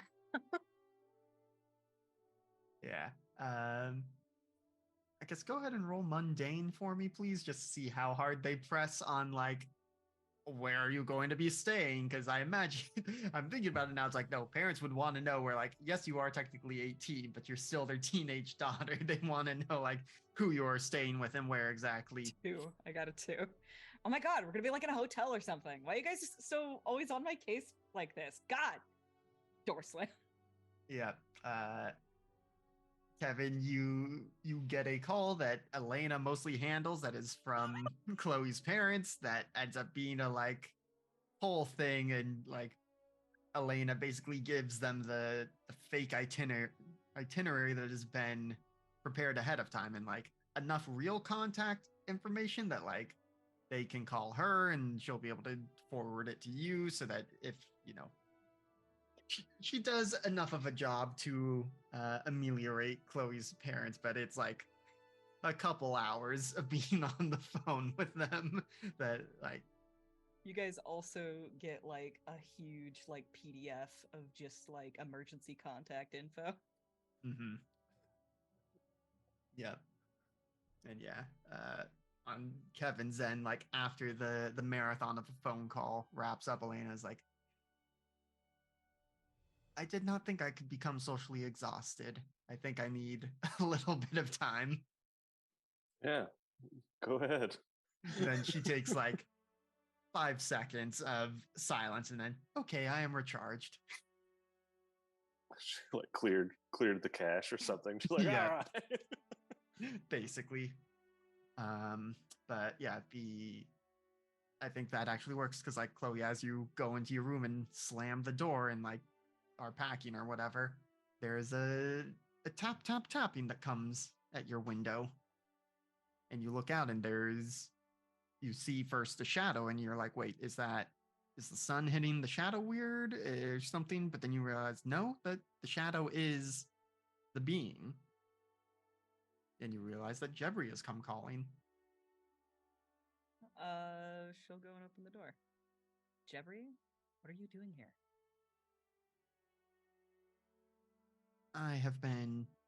We have been noticing what is growing inside you. Oh. Okay. It worries us. Join the club, Jebri. You know what? This isn't a great place to have this conversation. I think my parents are having an aneurysm. She's gonna, like, go out the window and, suit up. Let's walk and talk, Jebri. Okay. We think those are two activities that can be done in tandem, yes. And it takes a little bit, and like as they speak, like you notice their walk cycle is a little bit jilted at first until they like start getting the hang of it. But as you start going out, it's just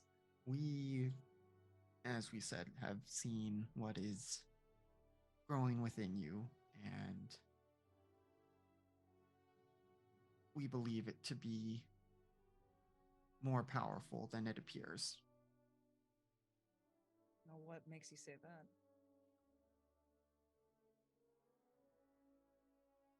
We have observed plants through their whole life cycle and how they will go into hibernation and dormancy before blooming.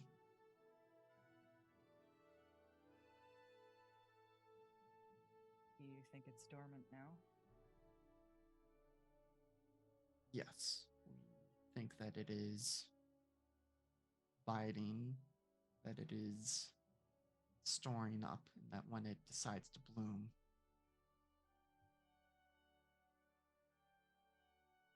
it may not be, you may not survive.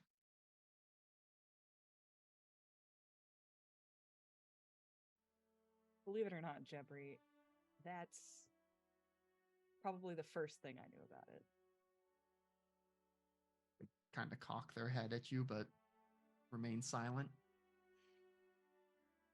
I mean, I've always known that there's something inside me that's going to kill me one day. And I've been trying to find a way to stop it. It's only now that I've begun to realize exactly what that thing is.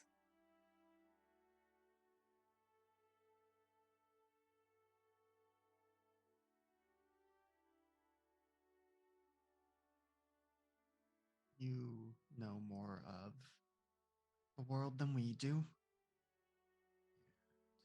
You have lived with this.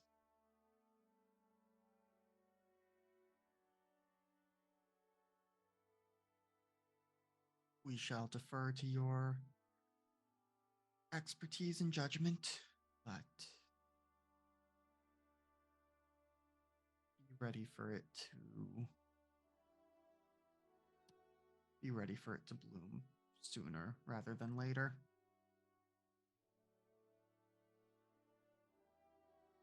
What makes you think it's going to be soon?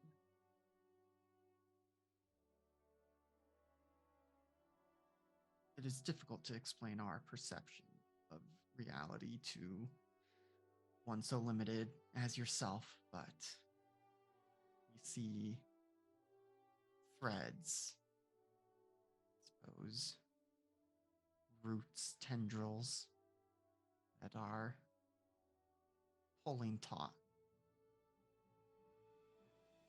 And we know that there can only be so much tension before something snaps.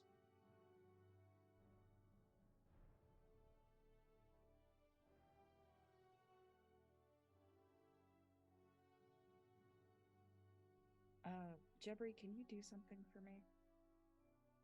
Can try. If this happens before I have a chance to say it myself, can you tell Kevin and Subrina that I'm sorry? We shall convey this message if you are unable to. Thanks. But in the meantime, I'm not giving up. There's got to be a way to stop it.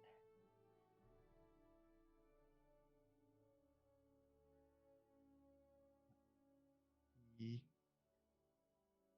can offer our assistance if needed. We have learned ways of existing in multiple times and places. Again, our perception of reality is different from yours, but we see those threads that bind you stretching off. We can follow those threads. If you need us, but simply need to call,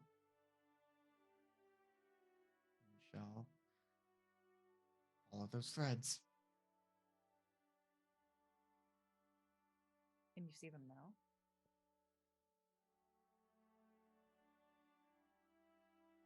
They again cock their head too far for like what a human head should do, as it is in like this humanoid form, but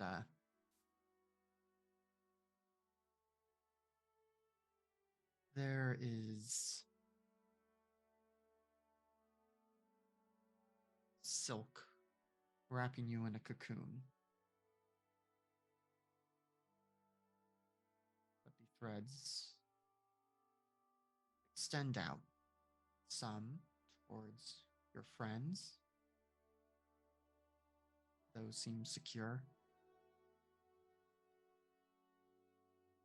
Some pierce through you into what is growing within you, and that is, we see the energy there. That is what concerns us. We see perhaps more concerning, we see the threads pulling you into the distance, into a point beyond our perception. We'll be able to follow you up to that point, but beyond that, we cannot say. Well, Jebri, looks like there are some things that you understand that I don't.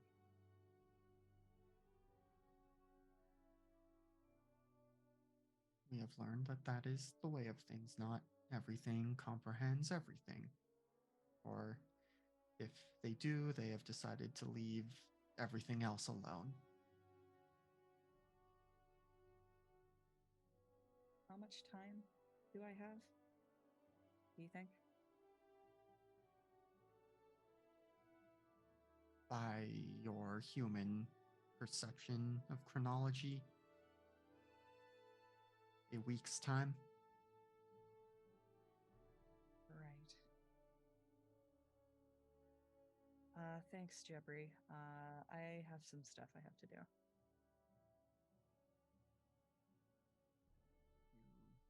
You must prepare. Said you, but simply need to call. I will. And Hemlock is going to go to her lair, which is the greenhouse, and she's gonna spend the rest of the night just like cram-seshing research. Like, I should have been doing this all along. And so that is how Chloe spends, the night of the last weekend before you all go off to CERN. And so that is where we are going to take our break. When we come back from break, we'll be at CERN and ready to go from there. But yeah. In case you haven't quite picked up on it, we may run a little bit longer tonight. And so we are going to make sure that we use this break well to stretch, refill water. I am fully empty on this 36-ounce bottle, so need some more of that. We'll be back in just a little bit, so don't go anywhere.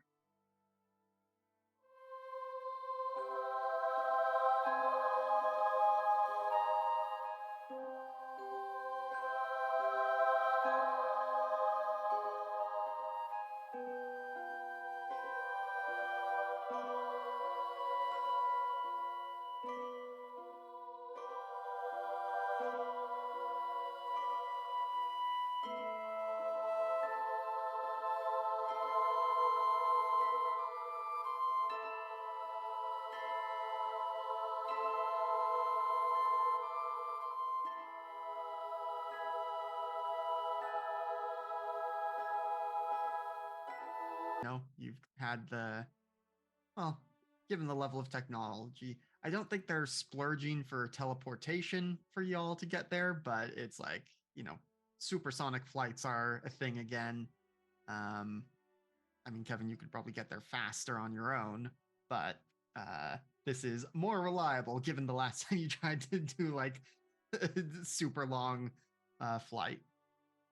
So yeah, you all go on the international flight.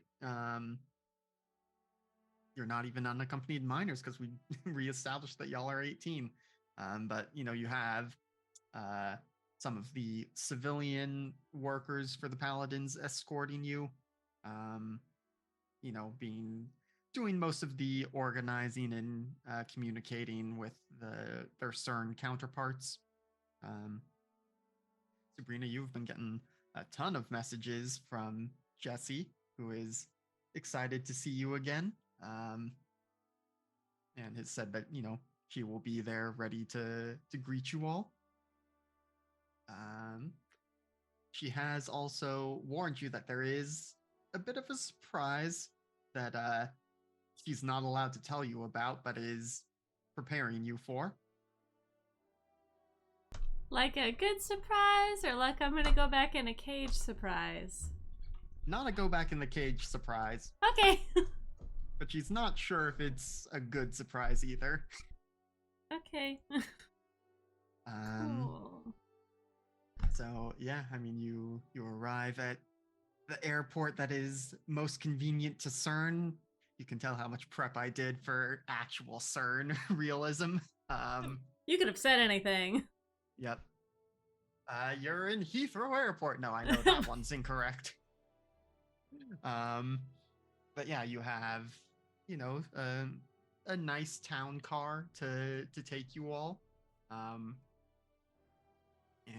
yeah, it's, you know, they take you to a hotel that you'll be staying at, let you get settled, freshen up a bit, and then they tell you that, you know, you are welcome into CERN in either your civilian identities or your superhero identities. They have assured you that all CERN employees that you will be interfacing with have the clearance to know either way.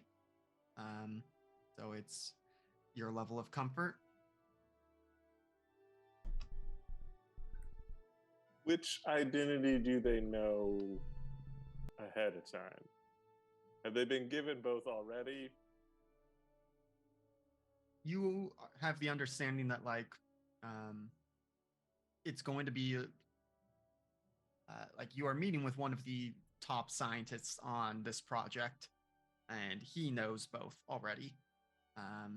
As part of like getting you all the clearance, like they had to tell someone who could then like do the not double blindingness, but the one who can obfuscate the rest of the paperwork to protect your identities from the rest of the organization. And so you have been told that that will be a Dr. Vikram. You also know that Jesse will be there, who already knows Subrina. And at least one other who Jesse keeps saying is the surprise that she can't tell you about. I guess, which one am I giving away less information is going as to the general people at CERN?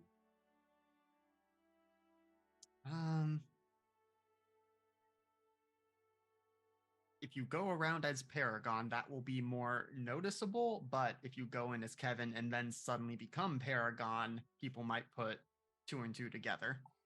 Mm-hmm. No one has ever done that with Kevin yet, but he will err on the side of caution and just be Paragon.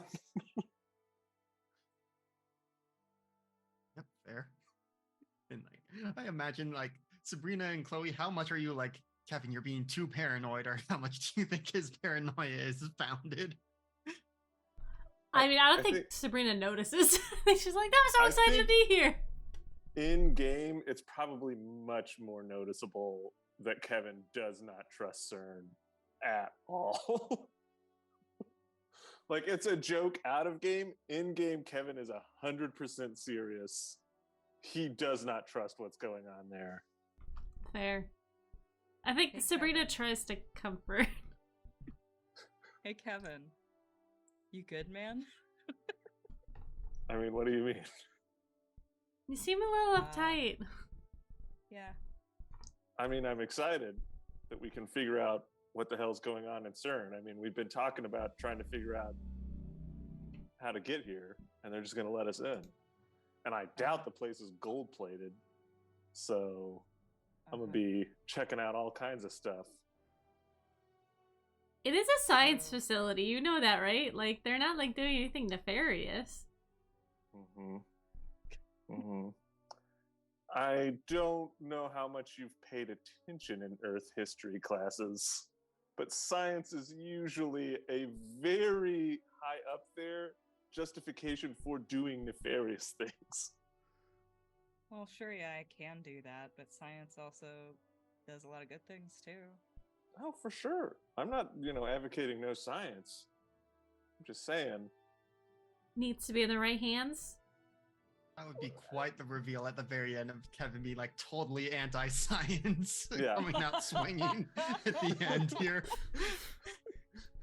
Keep that vaccine away from me. Oh no! Look, red flag, red card. Don't. Yeah. So yeah. Kevin will be going as Paragon. Sabrina, I assume you are gonna be whatever form. Like you're probably gonna be an alien at some point here. Yeah. As well. Yeah. I think she's just normal form. I don't think she will be Corvid unless it's needed. Mm-hmm. And then Chloe Hemlock, any thoughts? Kevin's going as Paragon, right? Yep. Yeah, Chloe will Hemlock it up. If nothing else, to make it like less weird for Kevin to not be in civvies. And so yeah. She's helping. So we'll say that, you all flew in a Friday night, and again, much faster travel than we have now. So, you still went to school on Friday and then, straight to the airport and arrived. And even with like, you arrived somewhat in the middle of the night. And so it's like, okay, yeah, you're going to sleep. And then in the morning, we'll take you into CERN. So yeah. Now Saturday morning of your CERN arrival, and again, town car taking you to the facility. Lots of ID checkpoints and such, given that this is like an international governmental facility. But yeah, you get the sense that you are taken through some of the like back hallways and stuff. Like you're not completely hidden from everyone, but they are trying to minimize your exposure to, the regular people, the people who don't have the top clearances. And yeah, once you get taken into like a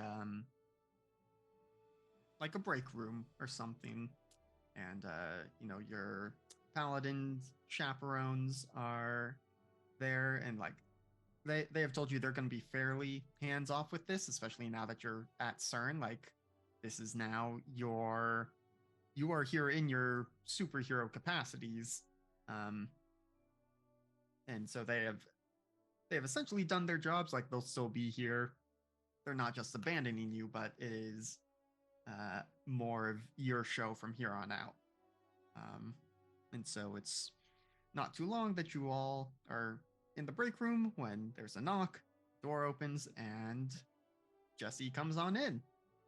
Jessie! She just like absolutely clobbers her gently, but is a big hug. Staggers a bit, returns your hug. Subrina, so good to see you again. Hi, you got shorter. Did I get taller? Sorry. You can change your height, you silly goose. I know, but when I saw you, I was like pretending to be a kid. I mean, I was a kid, but Earth kid, like. Yes, no, I have not really, significantly changed my height. But, yeah, you've already told me about your friends, but introduce me. Yeah, this is Paragon. He's super cool, a little skeptical of the things that are going on here. I'll float over and shake her hand. But he's really nice. Returns it. And then this is Hemlock. She loves plants. Hi. I'm the plants one. It's so wonderful to meet you both. I am Jessie, one of Sabrina's first friends here. Helped. We go back. I'm sure she's told you about all that, but it's so great to see you all here. Now for the surprise that I couldn't tell you about. Yeah, that was pretty ominous. I'm sorry, but you can come in now. And then coming from out of the hallway steps a familiar sight as Gareth steps into the room. Whoa! What are you doing here, Gareth? Yeah, is that Gareth? Is it Gareth? Is it actually Gareth? I mean, it looks like Gareth, except cleaned up and in like a lab coat and stuff. Yeah. Hi. sorry, but I was keeping tabs on you. And like, it was supposed to just be from a distance, but then you went and got a job at the Hot Topic, which was my cover. And then it got real weird, and I apologize for that. But, You didn't think to say no to moving in?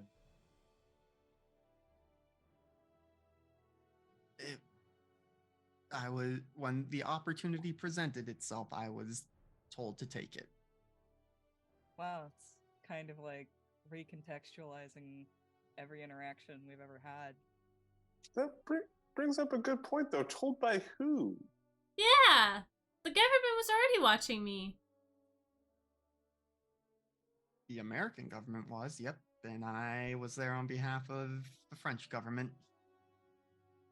So Wait, you're who French from the too? Do the lies never stop, Gareth? Is that even your real name? No, it's not. The lies never end. Who from the Swiss government is watching? Then I haven't met my counterparts.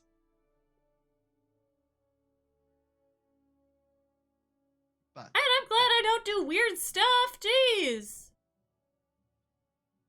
well, I figured that, I owed you the apology, and if you never want to see me again, I will be excusing myself now. Yeah, like, apology not accepted, Gareth. You Yeah, suck. fuck off, Gareth. She's like, I'm going to need some time to process this. You may leave your contact information with my FBI people, I guess. And if I choose to get in contact with you, talk to you about the new My Chemical Romance tour, then I will. do you even like My Chemical Romance? Yeah, do you even like My Chemical Romance? Were you lying Who about that doesn't? too? Thank you! Did I peek my mic there? Sorry. A little bit. It sounded like. I mean, you're the one with the sound bars in OBS. Oh, that's true. I have a cap on it, but sometimes when it peeks over, it just goes away. There's no sound. But yeah, he will beg his leave and leave you all to it unless you have more interrogation you want to do. Well, I don't know. I feel pretty Yeah, you betrayed really- right now. I don't know. That was Yeah, pretty. You really hurt her feelings, Gareth. It's probably best if you leave. you have no idea who the Swiss counterpart would be. I mean, I could just start throwing out names, but obviously the spy stuff is secret for a reason. Well, now I gotta be on the lookout for Swiss people. Why Aren't the they like Swiss? super neutral? Well, because they're Because- they're third people in the Yeah, triad. we probably flew into Switzerland because Geneva is the closest airport. I googled it. Well, then they already know we're here. Yeah. Yeah. Our passports got flagged. Well, that was a time. Thanks. Yeah. Thanks. And Gareth leaves, and Jesse's like, "Yeah, sorry, I wanted to prepare you, but I also couldn't tell you Yeah, front about all that." it's okay. But I guess it's a show of good faith that he came clean, right? He could have not, and we would have never known. That's true. Or he could be coming clean about one thing so that we ignore another thing. Yeah. Is Like there whoever another thing? the Are all of his new- tattoos real? Probably not, right? Seems like it'd be a weird thing to have a bunch of tattoos as a spy. That's true. Probably easier to get yourself fake tattoos than to cover up tattoos when you don't need them. I don't That's want to so deal with right. this anymore. I can't mentally process this. well, we do have quite the distraction available if you're ready. Yes, please. we will be heading to the particle accelerator now. Have you got any more Um, messages? It's yes and no. It's mostly been fine-tuning coordinates at this Mhm. point. Um, Again, the language barrier has been Yeah. difficult, but we have told them that you will be present, and based on what we have been able to tell from what they sent back, they seem excited. Okay. Were you talking to my parent specifically? Think so. Again, we Yeah, language. haven't. Yeah. Uh, if there's time, we may ask you to help with some of the Sure. translations, but Yeah. we should go. Dr. Vikram is waiting for us, and by his calculations, the energy frequencies are almost in sync. Okay. And that is when we will have the best chance at establishing the portal. Subrina turns around as they walk out of the room and looks at her friend and just goes, "Oh my god." You guys are gonna love my parent. Has there been any progress as to why Subrina showed up here in the first place? Was it part of establishing this again? Well, so correct me if I'm wrong, LB, but I think it was like your parent was doing experimentation on their end. Yeah, and the collider was going off, and for whatever reason, science, that's where she ended up. Science. Kevin just doesn't trust that. He thinks CERN had something to do with you. Oh, I see. You being here. Just intergalactic kidnappers, Yeah. CERN. But yeah, I mean, Jesse will start going into some kind of explanation of how they think it happened in the first place, given what new information they have from this attempted connection here. Mhm. Play all over Kevin's head. He's still just a high school kid. He's smart and stuff, but this is like doctorate level physics. It's very different than high school. Being good at physics in high school. So yeah. Mm-hmm. And yeah, I mean, she is very excited about it all, but keeps kind of a like. It's not like the same timber as a tour guide, but gives sort of tour guide-ish vibes a little bit, especially as you pass by some of the other facilities. And Kevin, as you look around, because I'm assuming you were like X-ray visioning things with your paranoia, like given how much high-tech equipment is here, there's a lot of gold actually for like circuits and stuff.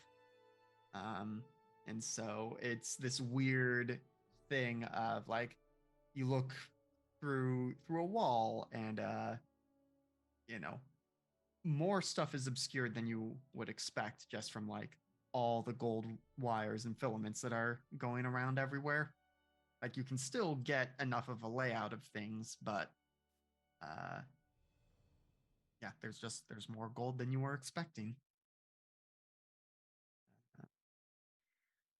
But after a short walk, it's actually a short walk to some of the like the airport car things that you go in through the terminals, because like particle accelerators are very big facilities.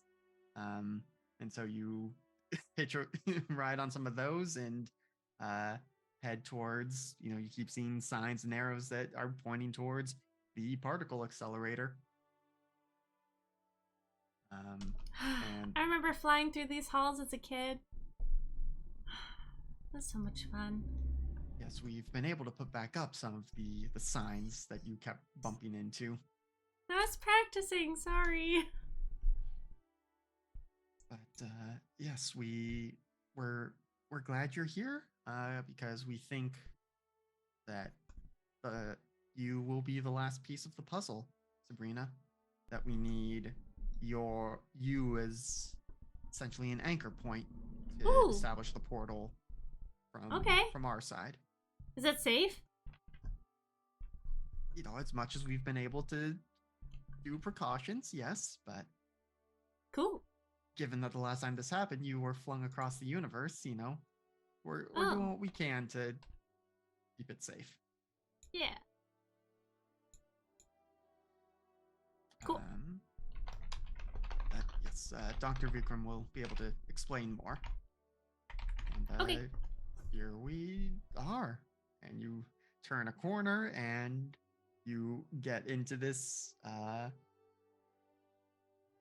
laboratory, for I guess lack of a better word, and there's kind of an observation room into what you gather is the particle accelerator. You know, the big deal of what this is all about. And you see, you know, there are some people in lab coats moving about, flipping switches, checking dials, things like that. And there's you see a man standing up on a bit of a platform who seems to be directing everyone. And this is Dr. Vikram. Jesse calls out to him. He turns around and you see, you know, a somewhat older Indian man, balding, got a big bushy mustache, and he turns around and says, "Oh, yes, Jesse and Subrina, it's, well, I don't know if you remember me. We never really interacted much when you were here before, but welcome back. I have been sort of heading up this project in contacting your homeworld." Thank you for doing that. I know it's not like a huge priority and stuff, but I'm glad that you guys, I mean, you know, one last puppy, but I'm very pleased that we're doing this now. Well, yes, we are certainly thrilled to be able to help you reunite, but I mean, your homeworld is the furthest contact we've had with an alien civilization, and so I mean, what we are learning from just the technology to make that contact, never mind what we are actually learning from them, it's astonishing, but getting ahead of myself. I gather that you three would not understand most of the science behind this, but I shall do my best to convey it in terms you will understand. Okay. Essentially, we have been slowly building a bridge or mining a tunnel from both ends. Oh. But given the vast distances, it would be like trying to connect planks in a hurricane force gale. And so the chances of us lining up and solidly connecting have been rather slim, but we've been fine-tuning, and with the positioning of the celestial bodies, I never thought that astrology would have any possible merit, but it has been helping to reduce the sway between the connections. And we believe that having you here will be the anchoring force that stabilizes the connection. Okay. Is there a possibility that I get flung over to my planet? I'm not going to lie, yes, there is a possibility, but we believe it is exceedingly low. Okay. And she like kind of looks to Jesse like, is it that low? I mean, Jesse is like, we think that even if it does happen, that means the connection will be established enough that we should be able to help guide you back through the portal if that happens. Okay. Cool. Are we gonna do this like right now? Within a couple hours, we believe will be the best time. Okay. But, let me talk to them for a second, and then I'm good to go. Okay. Of course, yes, we still have final checks to run, and we do need to start warming up the machine. So yeah, you may start to feel a bit of a tingle. Don't worry, it's not radiation, or at least not the kind you need to be worried about. Okay. She kind of like pulls Kevin and Chloe aside. Well, what do you think? I think it's great that you're gonna get to see your parent again and stuff. So, is this it? One way? I hope not. I hope that this is a door that we can kind of open, and I mean, I do want to see my parent again, and you know, my home planet and all the cool stuff that's there, but I'm not really ready to leave here yet, you know, like forever. Okay. So, you're not going? Well, I mean, maybe I can pop over. I was hoping that they were gonna bring my parent here, so I could show them all the cool stuff. That'd be great. Yeah, that would be great. Yeah, but you know, just in case if it doesn't work out that way and I get stuck over there or something like I did here, I don't know. I guess thanks, Kevin. You've been like my best friend for like forever. So thanks for always being there for me and dealing with all of my craziness. And Chloe, I know we haven't known each other as long, but you know, remember what we talked about? And I don't know what's going on with you. Like, she kind of like looks around, like, you know, but hope that we can figure something out. And like, you know, I don't know. I wasn't expecting to do this. Yeah.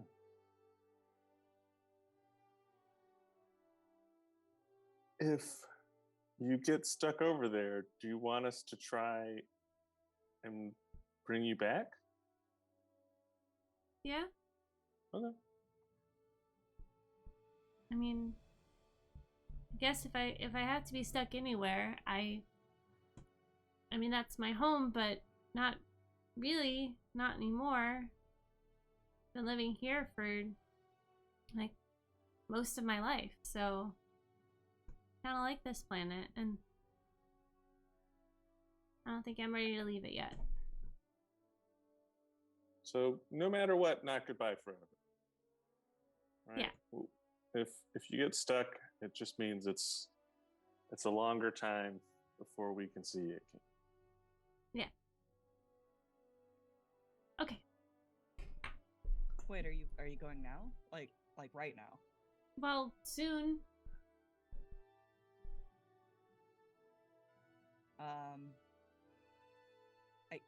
Can I talk to you?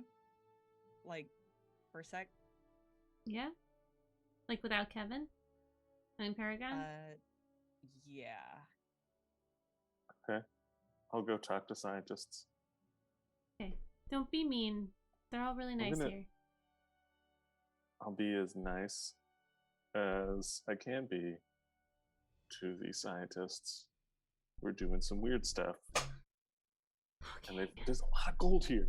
I know. All right? There's a lot of gold. It's like space stuff. It could just go.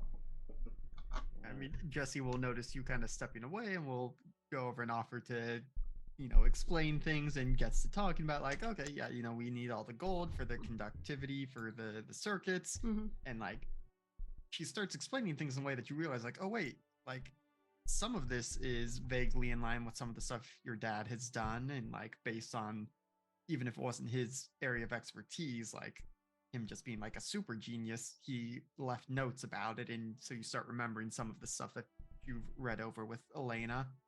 Yeah, I'm like, are you guys tunneling with like, are you using like negative energy? Like, how do you get around the negative energy problem of creating a wormhole and stuff like that? It's actually quite interesting, and so you two start talking about that as we return to Chloe and Subrina. So, like, just out of character, the vibe is that she's about to leave, right? I think the vibe is Subrina is worried that this could be goodbye. yeah, like the scientists are like, we don't think it's going to happen, but it could. Mm-hmm. Right. But like, are they explaining it in a way that it's like, all right, get into the machine now? You know, like, is that the vibe we're getting? So based on how it's been explained to you, they've set up like a platform where the intent is to basically beam like focus energy onto a point, and that point will then expand into a Right. portal. That's happening like during this visit. Like, it's not like and this is how we will do the thing when we do it. It's like, Yeah, all right, this is how the intent thing is is. yeah, for this This is visit. how the thing is done, and we're going to do it. All right, okay. So like Chloe will grab Sabrina's hand and take her out into the hallway, and she'll like look up and down the hall and make sure nobody's coming. And then just sort of like fumble with her phone really quick. And she'll put on like one of the slow songs that was playing during Homecoming. And like just really quickly like her hemlock outfit goes away, and she just sort of like turns around and like very okay, let's do this, you know, like she like puts out her hands like, come on. Are we dancing right now? Yeah, I never danced with you that one night, so I've always felt really bad about it, and let's just do it. All right, okay, like before I lose it yet. And like this, right? Yeah. she does the hands on the shoulders thing, like a little bit behind the neck so they're a little close, and she's like, I'm not, you know, just gonna make a big, but thanks. That's nice. I'm glad we got to do this. Yeah, it's not bad. It's important to keep your promises. Yeah. And she like looks nervous for a little bit, and then like really quickly like dips in and kisses her. Oh. Subrina, so it's like one of those like cartoon moments where she's just like eyes wide, not sure what to do. And she like, they break the kiss and she's like, why did you do that? Not that it wasn't good, it was very sudden and I wasn't ready. I normally kiss better than that. It's, don't make it weird. I kept my promise. Can we do a better one? Because I wasn't ready. Okay, but for 2 kisses, you've got to make it worth my while. What do you mean? You want me to turn into like Brad Pitt or something? What? No, I mean, whoa. Sorry. She like looks off into the middle distance for a second, like she hadn't even considered the possibilities. And she's like, no. I mean, you have to come back. Okay, I promise. Okay. We keep our promises. Right. And then they like slowly go back in. And do a heckin' good like music play. The music like crescendos. Like spinning, like the camera is going in circles. And then the door opens behind them and they do this quick split, like, oh, so yeah, okay. Like Hemlock's up. Steps away and like hemlock, yeah. Alright, well, I'm glad we could talk. Yeah, it was really important stuff to say. Mm-hmm. Anyway. We'll just walk like Sabrina's like red up to here.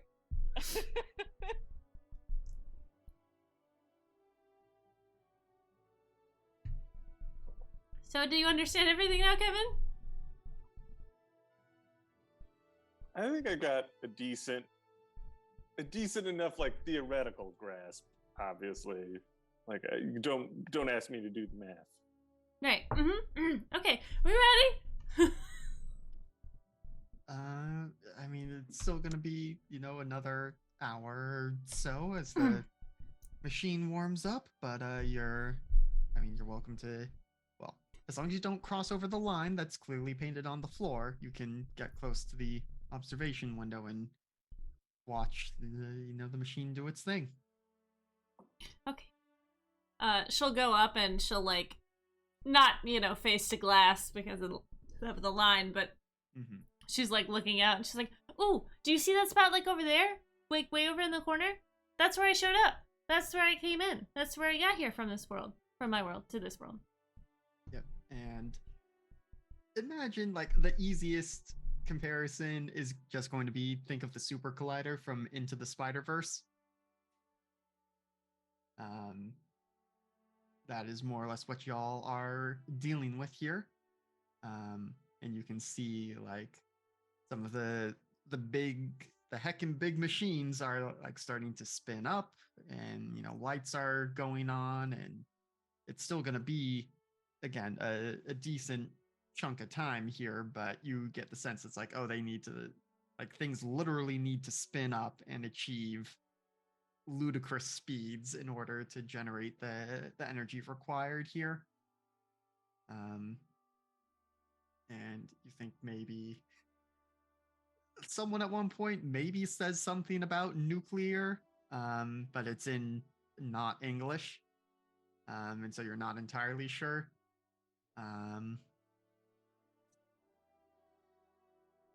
Yeah, it's as things begin spinning up.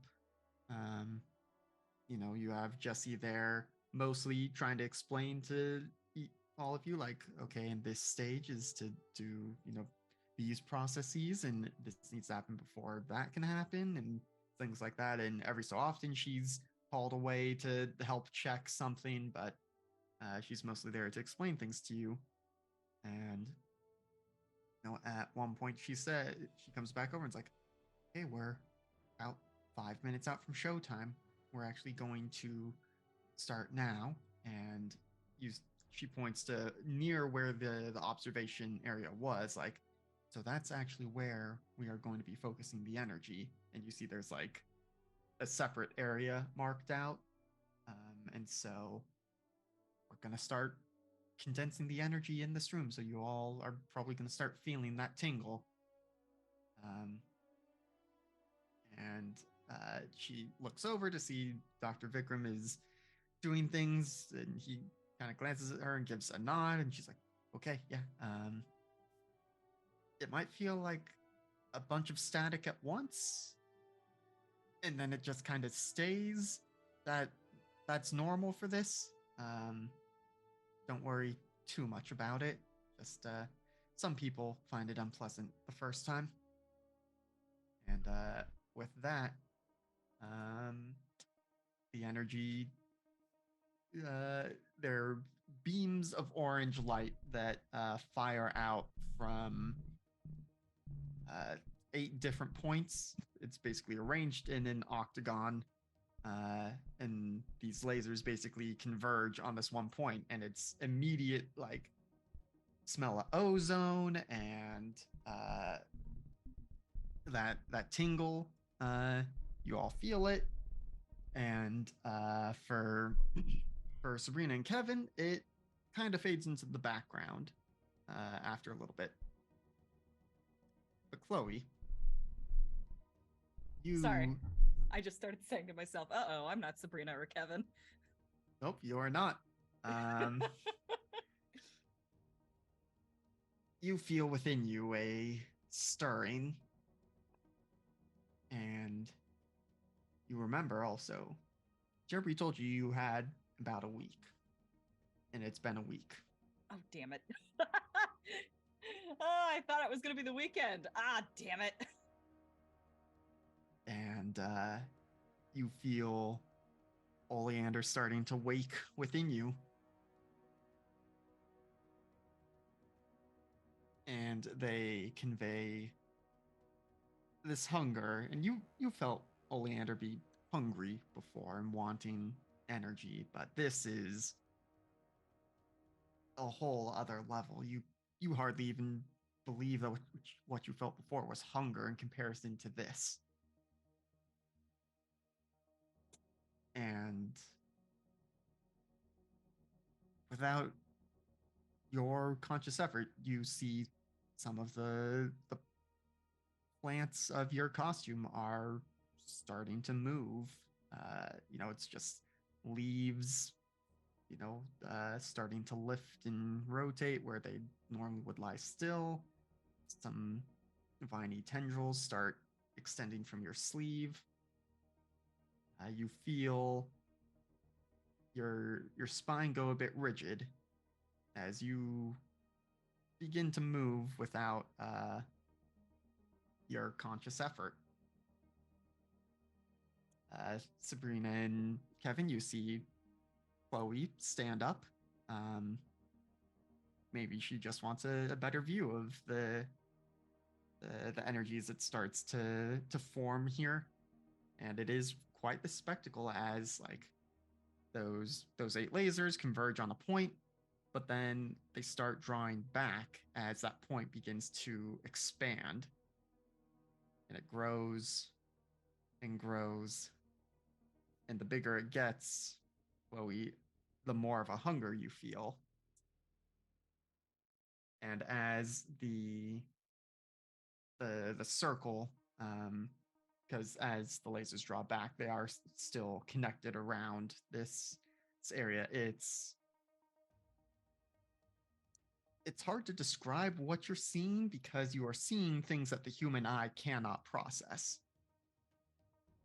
You are seeing into space and maybe even time as this wormhole seems to be opening. You're a bit surprised that there's not like a whole series of airlocks between you and the rest of the facility, but the scientists seem to know what they're doing. No one is in a panic with this. They all seem to think this is in line with what should be happening. As the portal continues to expand, Chloe, you hear Oleander speak and say, "All the energy I could want." And you feel your arm thrust forward and vines shoot out towards the portal. And at that, people start exclaiming, "What are you doing?"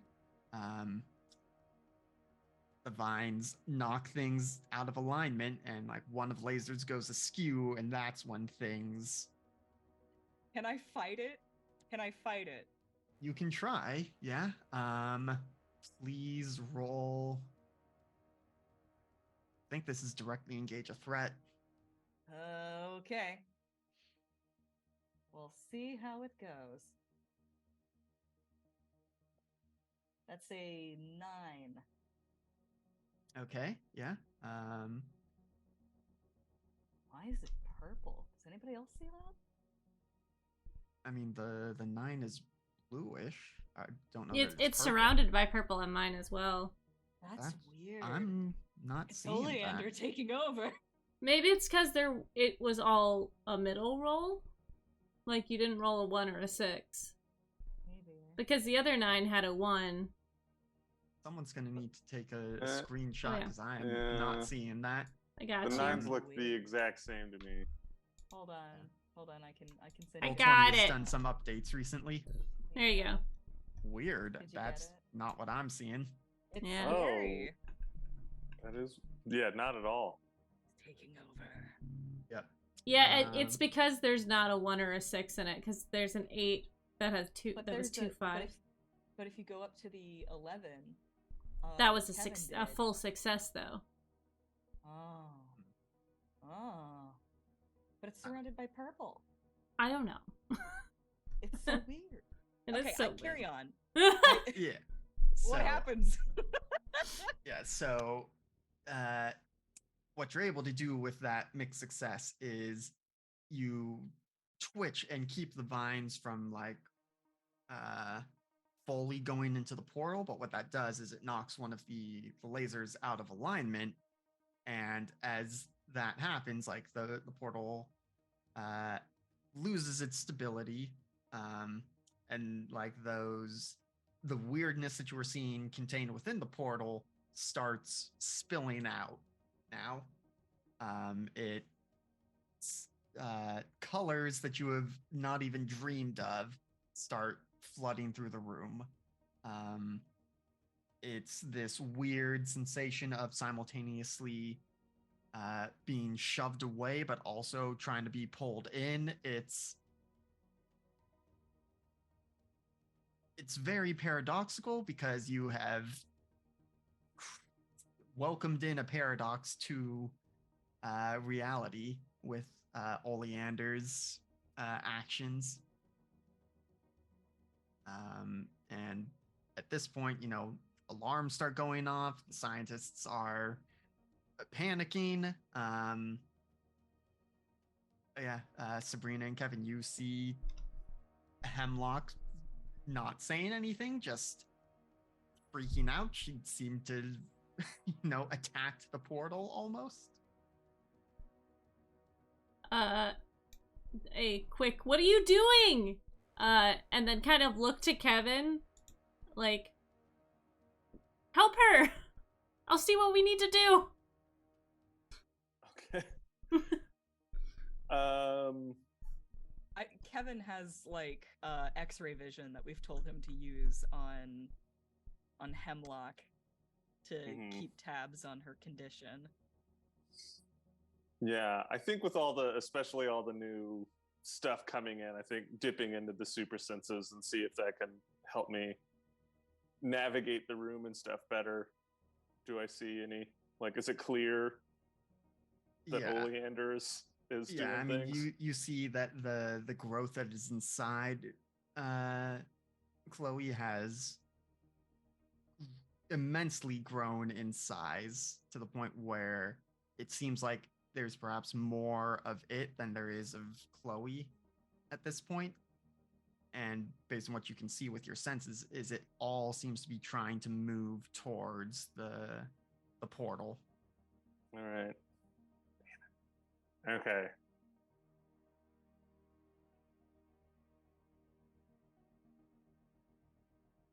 I mean, I think I'm gonna like zip like to in front of Hemlock real quick and just say sorry, and I'm gonna try and punch Hemlock back like away from all this stuff because I can't laser and I don't want to make prolonged contact, so I can't tackle. I'm gonna just try and hit you away from this. Get you a friend that'll punch you. Like all just right. Square in the chest. Gonna just go for like treat her like she is not a normal person. Like full on gonna try and knock her through a wall. All right, this is gonna be a directly engaged threat. All right. Uh-oh. Are we doing PvP and masks again? Didn't we learn from the last time? Oh boy, that's a miss. Influence, do you have, is it bad? Is it that bad? Well, okay, so yeah, if you have influence, you would add 1, which brings it to a 6. Mm-hmm. Okay, yeah. I could influence. Use team from the pool. Are we entering into combat? Should we do the thing? Yeah, probably. So when the team engages with a dangerous foe, enter battle against a dangerous foe as a team, we add 2 team to the pool. First, we need to decide who the leader is. Oops. I can be leader since it's my home turf. Yeah, and you like told Paragon to do stuff too, so I think leader works. He's working on your orders. Does the leader have influence over every teammate? Yes. All right, we add another team to the pool. Does everyone have the same purpose in this? Oh, yeah, go ahead. I was just gonna say, instead of like putting 5, I just put 1 and like +1. That's dumb. No, we don't. Yeah, might be a little confusing, so we're not adding the team from there. Does any team member mistrust the leader or the team? Well, I mean, technically, this being is not part of our team. I don't think Yeah. Oleander counts as a team member. Probably not. So we're not going to remove a team from that, but if your team is ill prepared or off balance, remove a team, unless the Yeah. leader marks a condition to avoid removing team from the pool. I'm marking a condition. Oh. Okay. Can I use one of those team from the pool to help Kevin? Yeah, just got to tell us how you do it, and that will bring this up to a mixed success. Okay. After giving the order, Subrina floats up a little bit into the air, and seeing Kevin attempting to make I guess she doesn't really know how the whole being works, but she's gonna try to do a little bit of a flash in Chloe's eyes to blind her a little bit Okay. as Kevin punches. Yeah, so that brings it up to a mixed success. So, Kevin, you will get to pick one, resist or avoid their blows, take something from them, create an opportunity for your allies, or impress, surprise, or frighten the opposition. All right.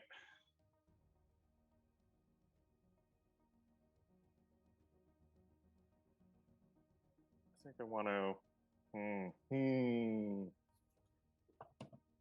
It's a hard choice. So, kind of my thoughts are either like impress, surprise, frighten, or like could take something from them. Could I take away their access to the like experiment stuff by just like punching them far enough away? Is that theoretically a thing that could be done by that? Yeah. Yeah, I'd say so. Okay. Yeah, I think take away access from their immediate access from the experiment and the energy. Mm-hmm. Yeah. So, Chloe, you see your good friend Kevin just rearing back and slams you in the chest. You know what? I can do a thing. I'm gonna dip into a Chrysalis classic and go with not human enough. Oh, hell yeah. And I'm gonna mark a condition.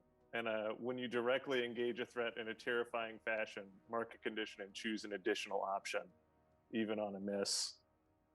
Okay. And I'm gonna also impress, surprise, or frighten opposition. Like I'm just gonna be like, sorry, and then just like as hard as I can, like just give like a big punch to the chest. Like, Nice. Yeah, Chloe, this hurts. You both are you're both going to roll to take a powerful blow as Hell yeah. Paragon, as you are trying to do just a glancing blow. Like just Chloe almost explodes into vines as Oleander is just going berserk in this moment, and you just get, lashed so much by the. So here's a fun thing. Especially when you speak of a Chrysalis classic, I'm going to use a passive move I have never gotten to use before called "I Am Not My Body," and it's from Chrysalis's old playbook. When you take a powerful physical blow, you may roll as if you had 2 fewer conditions marked. If you do, yeah, don't worry about that. If I get a 10 or more, I'll let you know. I used to have this when I was Exactly. I was actually looking to see if I still had it, and I do not. So yeah, I need to mark. I'm going to mark guilty and then roll for take a powerful blow. Here's a funny story. I don't know how to do that. It should be at the top of conditions. Top of conditions. Ah, there it is. Okay. Yeah, because it is based on the number of conditions you have. Right. But I'm rolling as if I have 2 less. So that'd be a -2. Okay, so that's on the still... situational bonus penalty. Yeah. So But I only have one condition marked, so I'm subtracting one rather than. okay, so that's a mixed success for both of you. Okay, on a 7 to 9, you choose one. You lash out verbally, you provoke a teammate to foolhardy action, or take advantage of your influence to inflict a condition. You give ground, your opposition gets an opportunity, or you struggle past the pain and mark 2 conditions.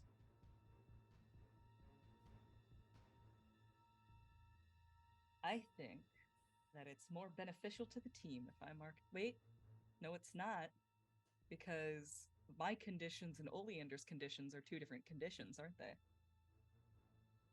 Yeah, and if you have enough conditions and get removed from the fight, that's gonna make That's things gonna harder. complicate things. It sure is. Okay.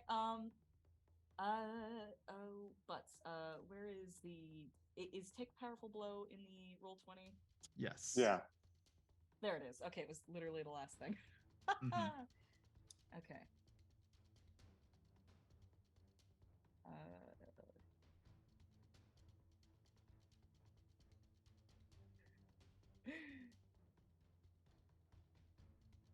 Provoke a teammate to foolhardy action or take advantage of your influence to inflict a condition. Give ground, your opposition gains an opportunity. The opposition is going to be considered Oleander, right? Correct, yeah. Oh, this complicates things so much.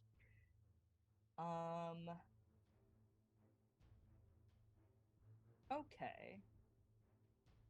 What do you guys think I should do? I'm taking suggestions from the peanut gallery.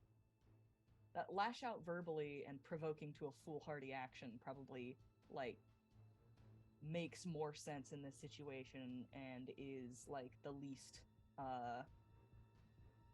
harmful thing in this particular situation, don't you think?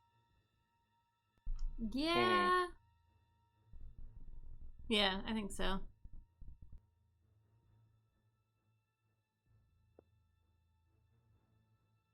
Yeah. Okay. I think that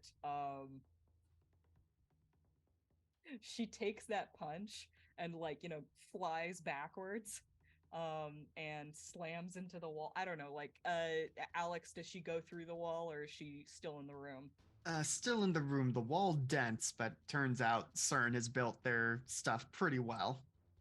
I think like for a moment, Chloe regains control enough to say, "God damn it, Kevin!" I think in a similar, like, I think I'll also lash out and be like, so I'll just be like, Chloe, what the fuck? You got to get a handle on this. And then kind of float up into the air and like eyes glowing real bright. Like from now that I got some distance, it's gonna be trying to laser vines away before they get too close. And then there's like a moment where like, her like you can tell who's in control from like what color her eyes glow. So like they flicker back from the green to the purple of Oleander, and it's like, you're gonna have to do better than that. And I think what I will say mechanically is like you both are going to take a -1 forward for being provoked to foolhardy action. So just -1 on your next roll. Let's go over to Subrina now. What are you doing as your friends are fighting and the portal seems to be going haywire? My friends are fine. They've fought before. I know what they could do. It's fine. I fly up to Dr. Vikram, Yeah. and I say, "What do we need to do? What needs to happen?" We need to get that, the emitter. It needs to be back in alignment, and points towards the laser that is kind of spinning off, and like you see its lasers like burning a line through like some of the machinery as it's going out of alignment, and like people are diving out of the way to not get struck by it. I'm on it! She flies up and tries to muscle it back into place. Yeah. I mean, I think it's, you can just do it. Not going to Yeah. require a roll for it, but it is basically going to be your turn doing so. And then Chloe, you get to attempt something as you are fighting Oleander for control of your body. God. Okay. I'm going to attempt to regain control. Just like repress. All right. Trying to think what this would be. Essentially, like retracting all of her vines and dropping the hemlock persona. That's her what she's attempting to do. Okay. I mean, I feel like this is more so just going to be the catch-all of unleash your powers. Cool, I can do that. -1 going forward. Yes. How long does that last? Just for the next one. Okay. If it's forward, it's the next one. If it's ongoing, it's until that ends. That tracks. Okay, I got another 9. Okay. I think I've only rolled 9s. That's certainly so rolling a weird. lot of them. So with a mixed success on Unleash Your Powers, you can either mark a condition or I'll tell you how the effect is unstable or temporary.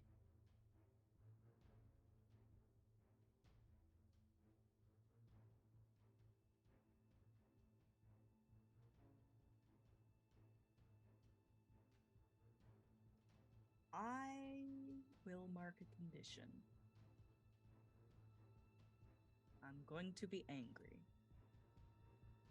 Seems reasonable. So yeah, you assert just sheer willpower and grit, and the vines and the costume mostly retract, and for a moment you see just Chloe standing there.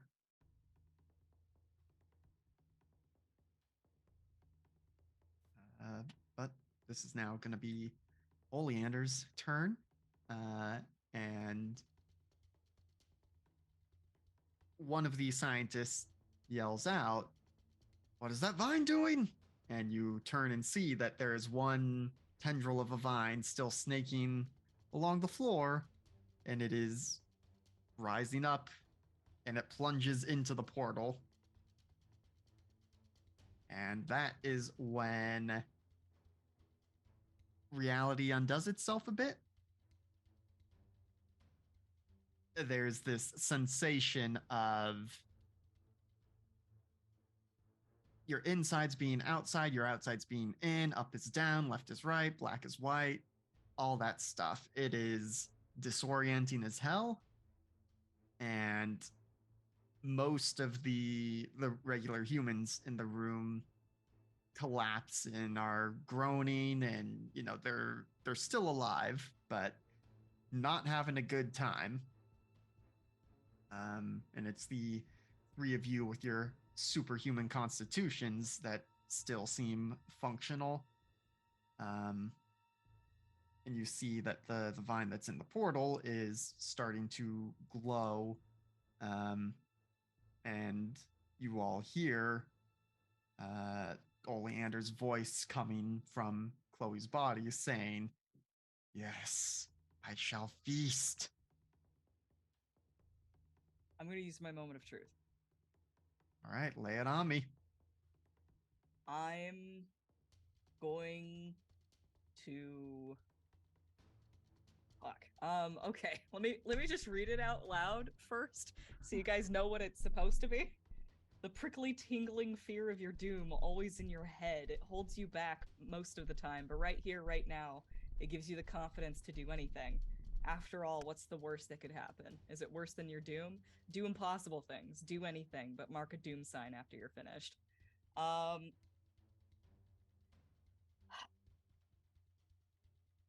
So my first thought was I'm just gonna teleport Chloe out of here so that she can't continue to like do bad things and make it a problem.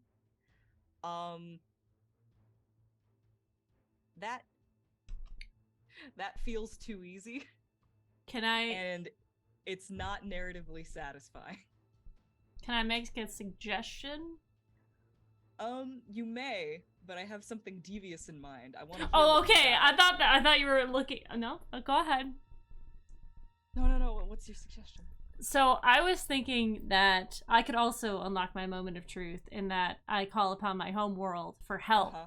So I was thinking that Subrina, like after putting this in alignment, would just kind of like look at the situation and like just go into the portal to like try and get it out that way and like call for aid sort of thing.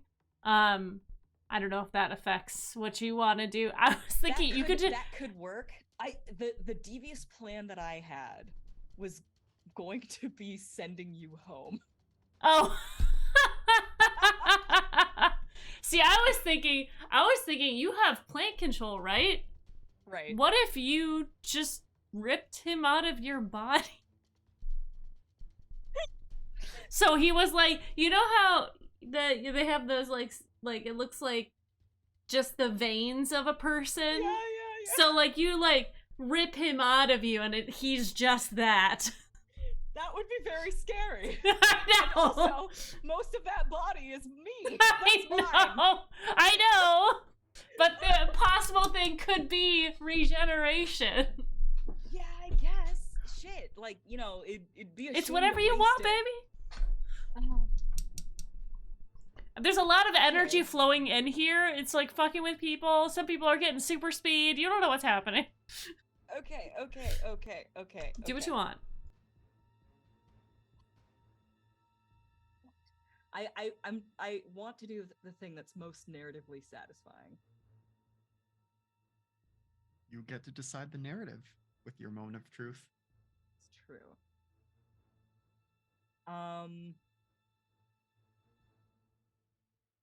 The one thing that Chloe wanted was for Subrina to have the best time that she possibly could on Earth and then go home before another person that she cares about leaves her, i.e. Chloe dying.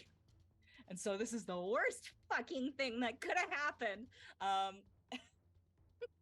Which I think is what she's thinking right now.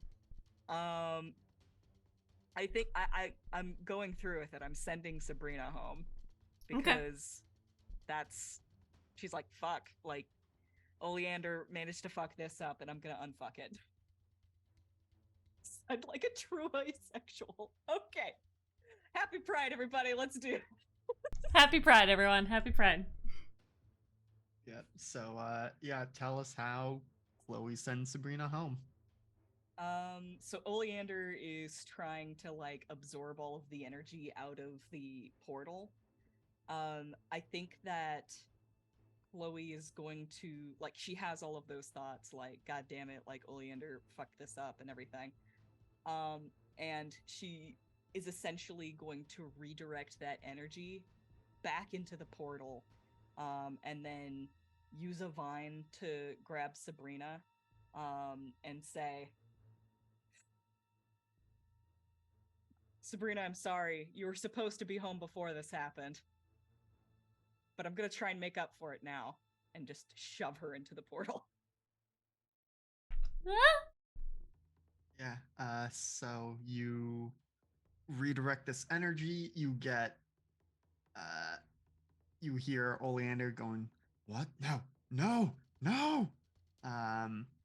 And as you redirect the energy and direct one of the tendrils to get Sabrina into the portal, you feel the portal continuing to pull. And it doesn't feel great, but you get the sense that Oleander is being pulled out with her. And like it's not despite what I said before of Kevin seeing most of the growth in your body, it's not like, oh, you are just losing 90% of your body mass, but it feels like you are, as just more vines than you thought could fit into Chloe just continue to spool out. Um, yeah, it's not a pleasant sensation, but you are still standing after it. And Sabrina, you go into this portal, which you have just restabilized with your efforts, which is probably a saving grace here. And as you are in the portal,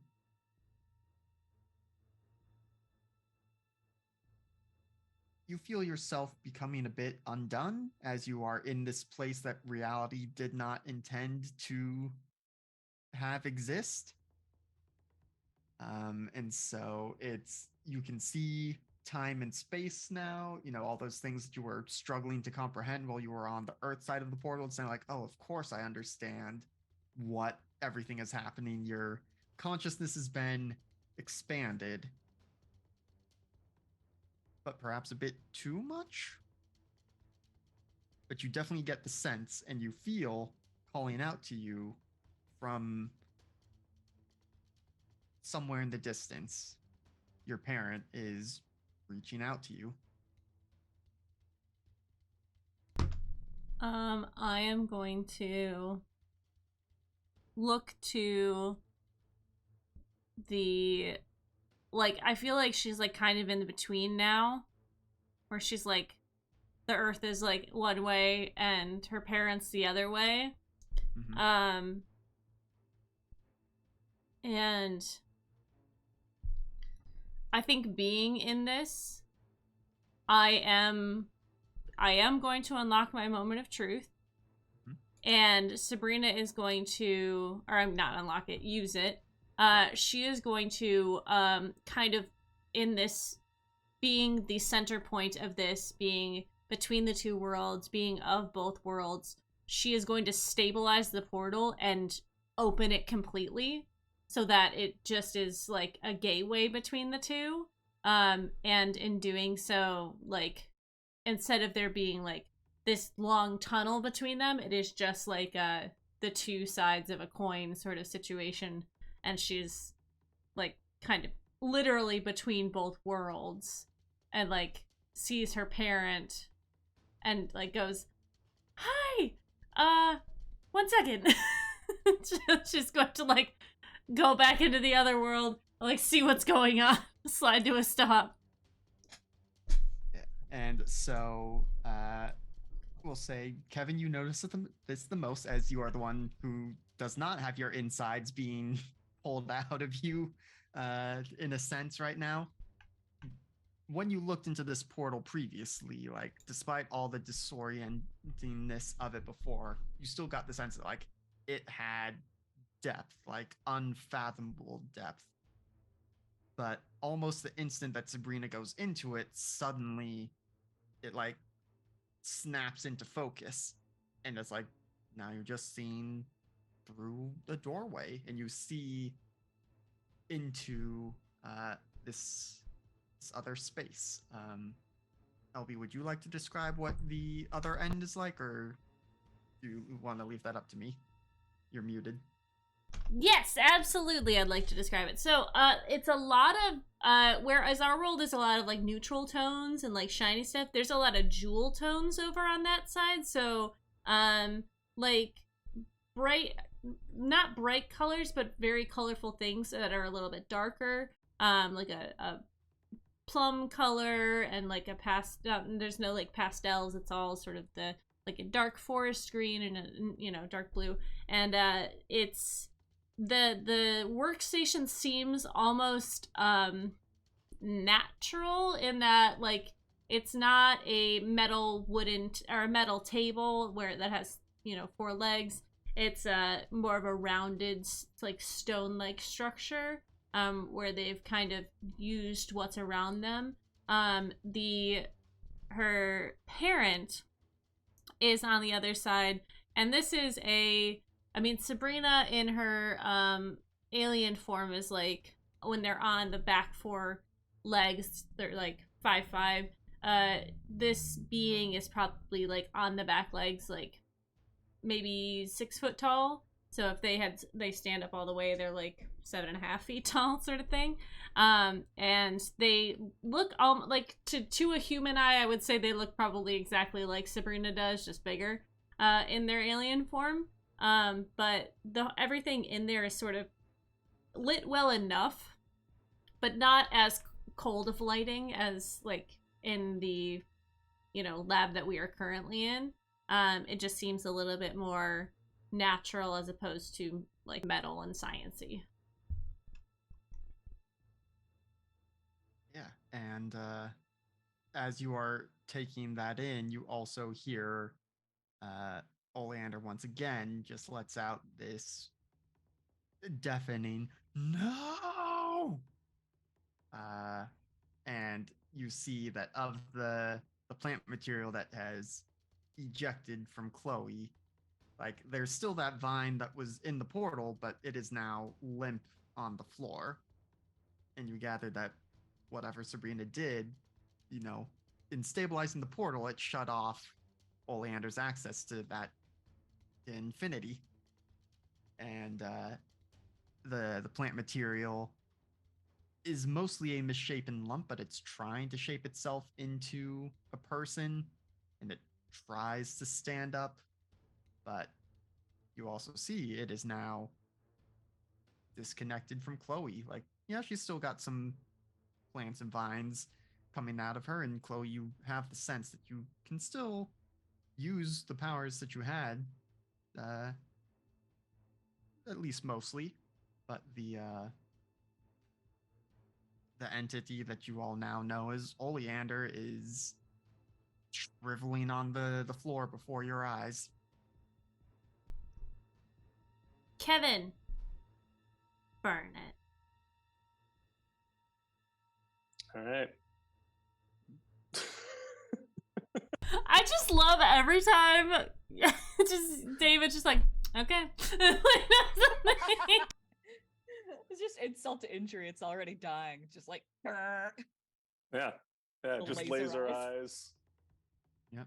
I mean, yeah, it's trying to stand up, but you just get to it, and it burns. And it does not seem to have the same capability of devouring energy now that it is separated from Chloe. And yeah, it. Do you have something to say, or just reacting to having just having yeah, it I'm gone? just reacting. Yeah, it is not. Takes barely a minute for you to incinerate all the plant material that is emerged.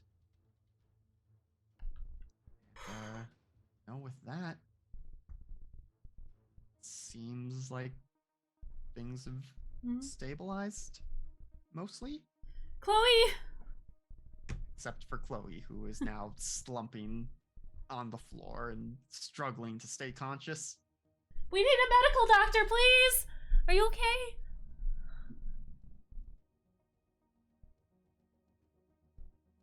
Unconscious or struggling to remain conscious? Struggling to stay conscious. Tell me how your Doom sign and Doom track is looking. You know what? It's pretty damn good, actually. Hold on. I have to open it up and look at it. Oh shit. Oh yeah, no, okay, here, hold on. I used my moment of truth, so I need to mark one more. Full up. Save for the doom arriving, confronting and perishing. So good to go. Yeah. And I believe you've taken the advancement that lets you confront it on your own terms, basically. I did. I took it 2 advancements ago. I just didn't tell anybody. Yeah. Yeah, confront your doom on your terms. If you survive, change playbooks. Well, dang. I think Chloe would take the Nova playbook because that just seems to fit her moveset the most. Yeah, and so Chloe, you see your friends rushing to you. There's this glowing portal behind them that is, a bit blurry in your vision. Um, Chloe looks at Subrina and says, "You were supposed to go home." And she's like a little teary, and she's like, I did, but I couldn't leave you. And you can't leave me, okay? She just like dazed looking at her, and she just goes, "Okay." She like turns over and looks at Kevin. She says, "Kevin, you punch really hard." I'm glad you're okay from the punch. Can you still absorb energy and stuff? I could probably send some your way if that'll help heal you up or something. She's gonna like look down at her hand and try and like exude out some vines. It's right now. It's like you're squeezing out the last bit of toothpaste. Like Ew. it happens, but Yeah, she like a few come out and then she like retracts them and she's like, "You know what? I think I'm just gonna lay down for a sec. Let's get energy back the old-fashioned way, like a little nappy nap." Okay. Do you want to meet my parent? Yeah, your parent sounds great. and you Falls look unconscious. you look past Sabrina, and there is stepping through the portal is the alien is Sabrina's parent. Okay, so like she like looks up, sees the alien, she goes, "Cool," and then just like, "You're gonna take a nappy nap." That was hard. Sabrina looks back, looks at Chloe, like double checks her pulse, and like I assume medical personnel are. Yeah, I mean it's like you gather there must have been some kind of security station nearby, or like they had protocols in place because there are already emergency responders here very quickly. And yeah, some medics arrive, they start checking over Chloe. Some of the security personnel are focused on your parent, but Dr. Vikram manages to stand up enough and no, not the alien. It's they're fine. It's I think everything has calmed down for the moment, but No, you don't understand. The alien is not a threat. It is the small girl. But he also saw you burning away something that is what was attacking the portal, and so has enough of an analytical mind even in a crisis to be like to mostly get what is happening. And yeah, unless there are specific things people want to do in this moment, we can probably start moving to larger brush strokes as we wrap things up.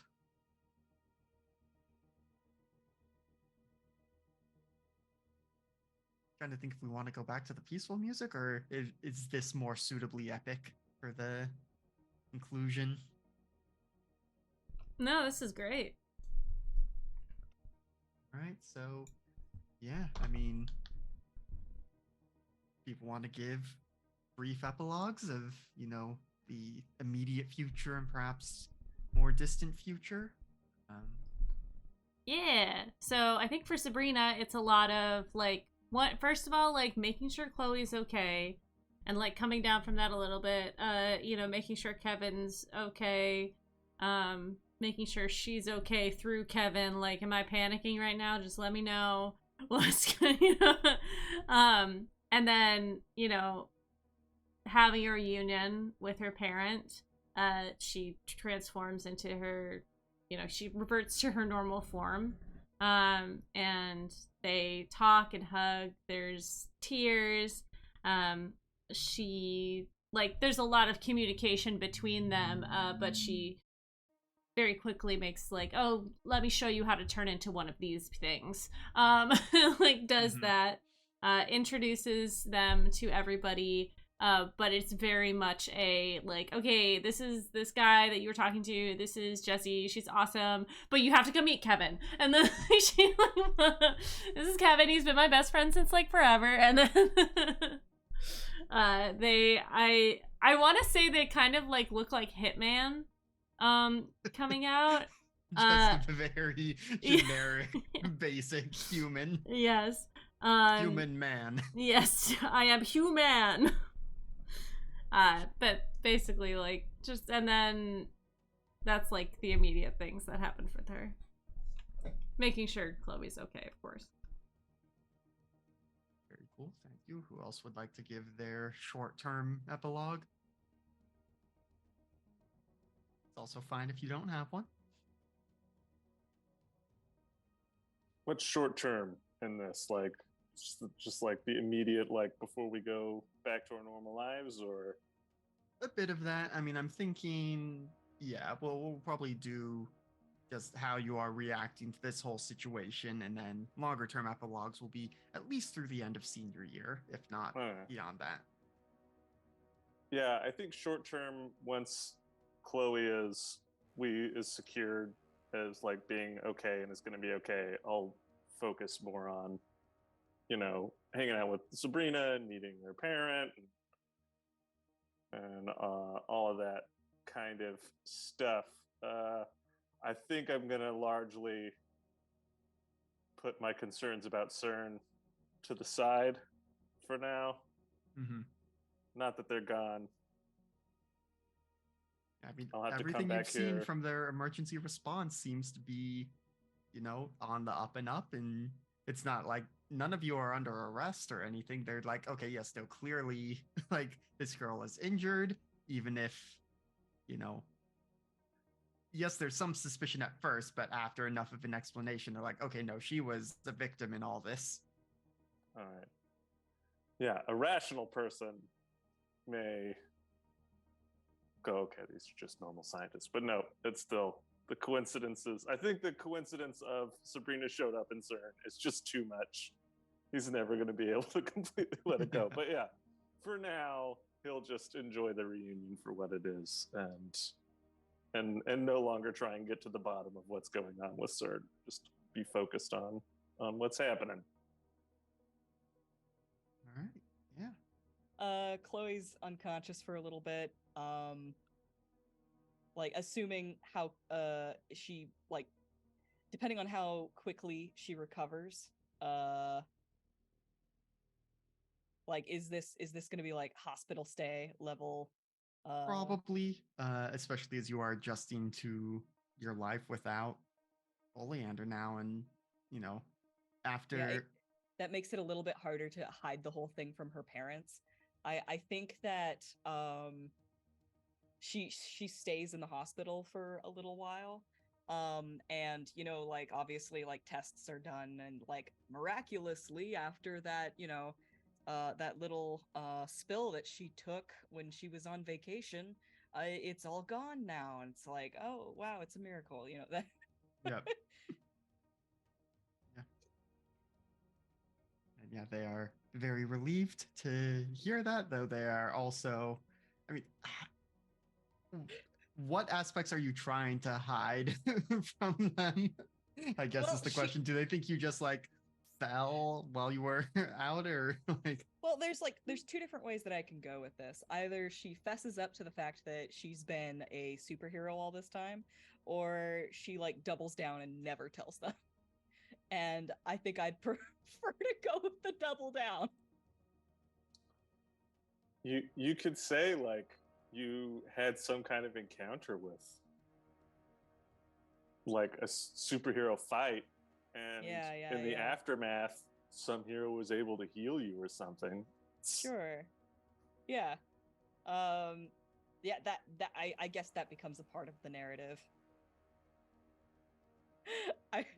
I want to say that either Subrina or Kevin told them that Hemlock saved Chloe. No, Subrina showed up as Hemlock and explained the whole thing. Well, you see, my nemesis, Oleander. Yes, it was a brave fight on all sides. And in the end, I saw the pain, the heartache, the disease within Chloe, and I was able to extract it from her. Just in this moment of great power, I can never do it again. Thanks, you guys are awesome. It's perfect. I love She that. shouldn't have a bedtime. She shouldn't have a bedtime. I mean, Chloe's parents are fawning all over you, thanking you. Mhm. They're a bit skeptical at the shouldn't have a bedtime bit, but they're mostly just thankful. Ease up. She's 18 already. Come on. If she's old enough to vote and drive a car, then maybe she should go to bed when she pleases. I don't know. Who am I? I'm just Hemlock, the person who healed your daughter. Away! She flies off. Forgetting that's not in Hemlock's power set. God, that's so fucking fun.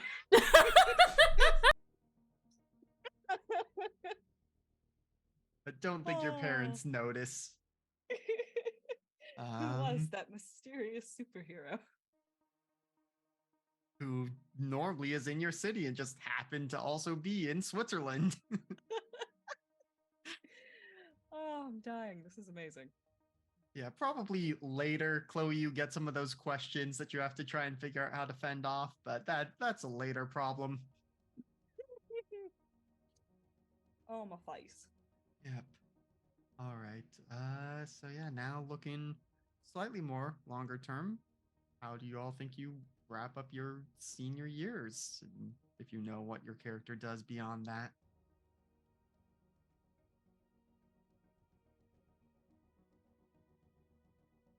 I can go. I think Kevin is going to kind of continue on with this kind of process he's kind of been on lately of really trying to throw himself into being Paragon.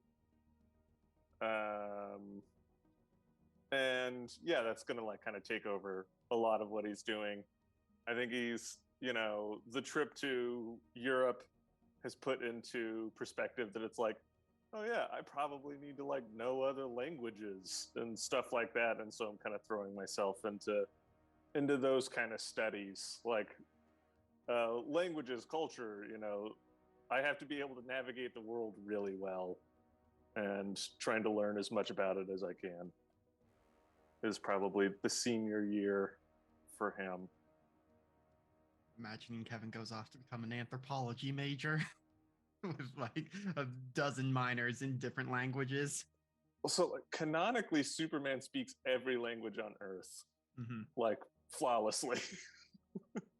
I mean, like, he can listen in to any like language speaking course that he wants. Like, he just has constant Duolingo going on. Well, it's also like canonically is also, they don't go into it a lot. They really try and downplay it in the modern times, but he's also a super genius. Like, of course, he builds robots and does all this shit all the time. God. Yep. Superman, he does everything. And we love him for it.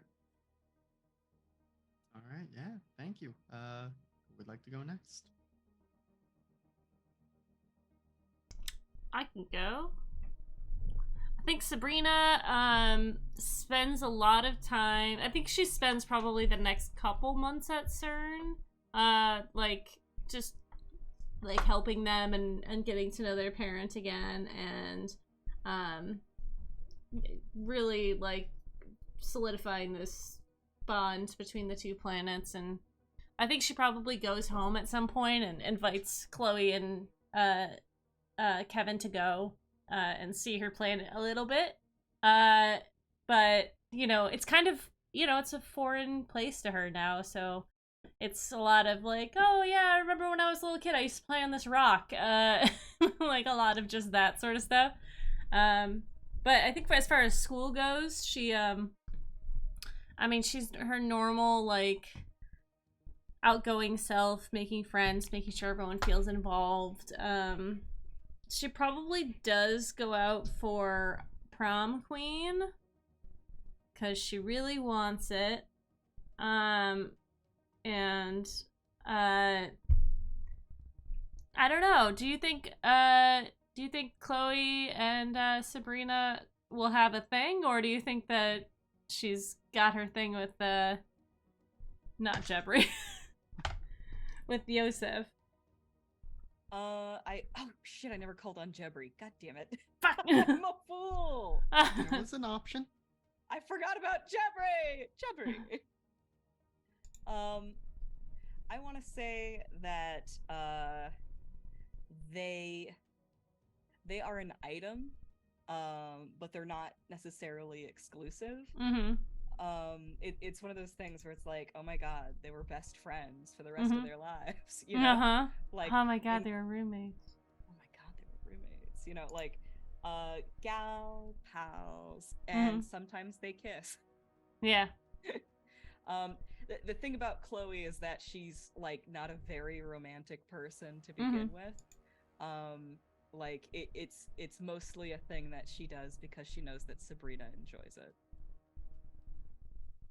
Aw. As for were you weren't finished yet? You were still No, I going, was. right? You're good. As for Chloe, I think that she goes on to pursue a degree in medical biology. And I want to say that she goes to college with Flint, and they become a superhero duo. Yeah, enough time eventually passes that you are able to reconnect with Flint. There's a brief period where he keeps trying to pretend to be his new secret identity of whatever, cover identity they gave him, but eventually they're like, no, you can drop it. You're good to be Flint again.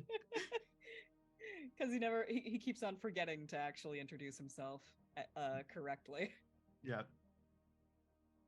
Bless him. But yeah, Chloe goes on to be a big name in the scientific community, but also still does hero work. Continue to go by Hemlock, or do you change things up as... I think she stays as Hemlock. I think that worked in the end. There's nothing wrong with it. Oleander is stricken from the record. They are. I think, if it's okay with Kevin, I think that at some point in the future, like during college and stuff, Sabrina goes over to Korea and visits the Golden Duke. The Golden Duke Jr. goes to see Hector, and they hit it off again, and she, like, they fight crime over there, but coming back, I think that Sabrina would want to be in, like, be part of Kevin's gang, like run with him and like do fun stuff, like maybe not as a duo, but as like not a Justice League, but we hang out sometimes and fight crime. Yeah, a loose association of heroes that team up when they need to. Yeah. Some kind of club. Some kind of league of association of super colleagues. Yes. And I'm sure there are times where Kevin can hear Subrina yelling for him, and he comes running, and she's like, "Sit down, we're watching a movie," and like throws popcorn at him. Yeah. Sure, yeah, that's fun. Yeah, once he like can hear everything. Yeah. Like, to Korea. Yeah. Right, yeah. Now I guess, are there any NPCs y'all want to hear an epilogue for, or? Do our friends uphold their villainy stuff? The skeleton crew, yeah, they mostly go on the straight and narrow. Mostly. Blaze still uses his abilities to, do some ultimately harmless shoplifting from corporations. But the others, I mean, Anna gets into doing, um, I don't know the doctor specialty, but she becomes a bone doctor, and her patients all have, miraculous cure rates. Um, yeah, Eve goes on to become a fencing Olympian. Um, Yosef bounces around between a couple things, tries being a fashion designer, tries being a DJ, um, just doesn't ever fully fail at the things, but doesn't find, you know, renowned success either. But he's having a good time with all his stuff he's doing. And of course, the professor is there with him the whole way and has incredible longevity for a dog. He will never die. Headcanon.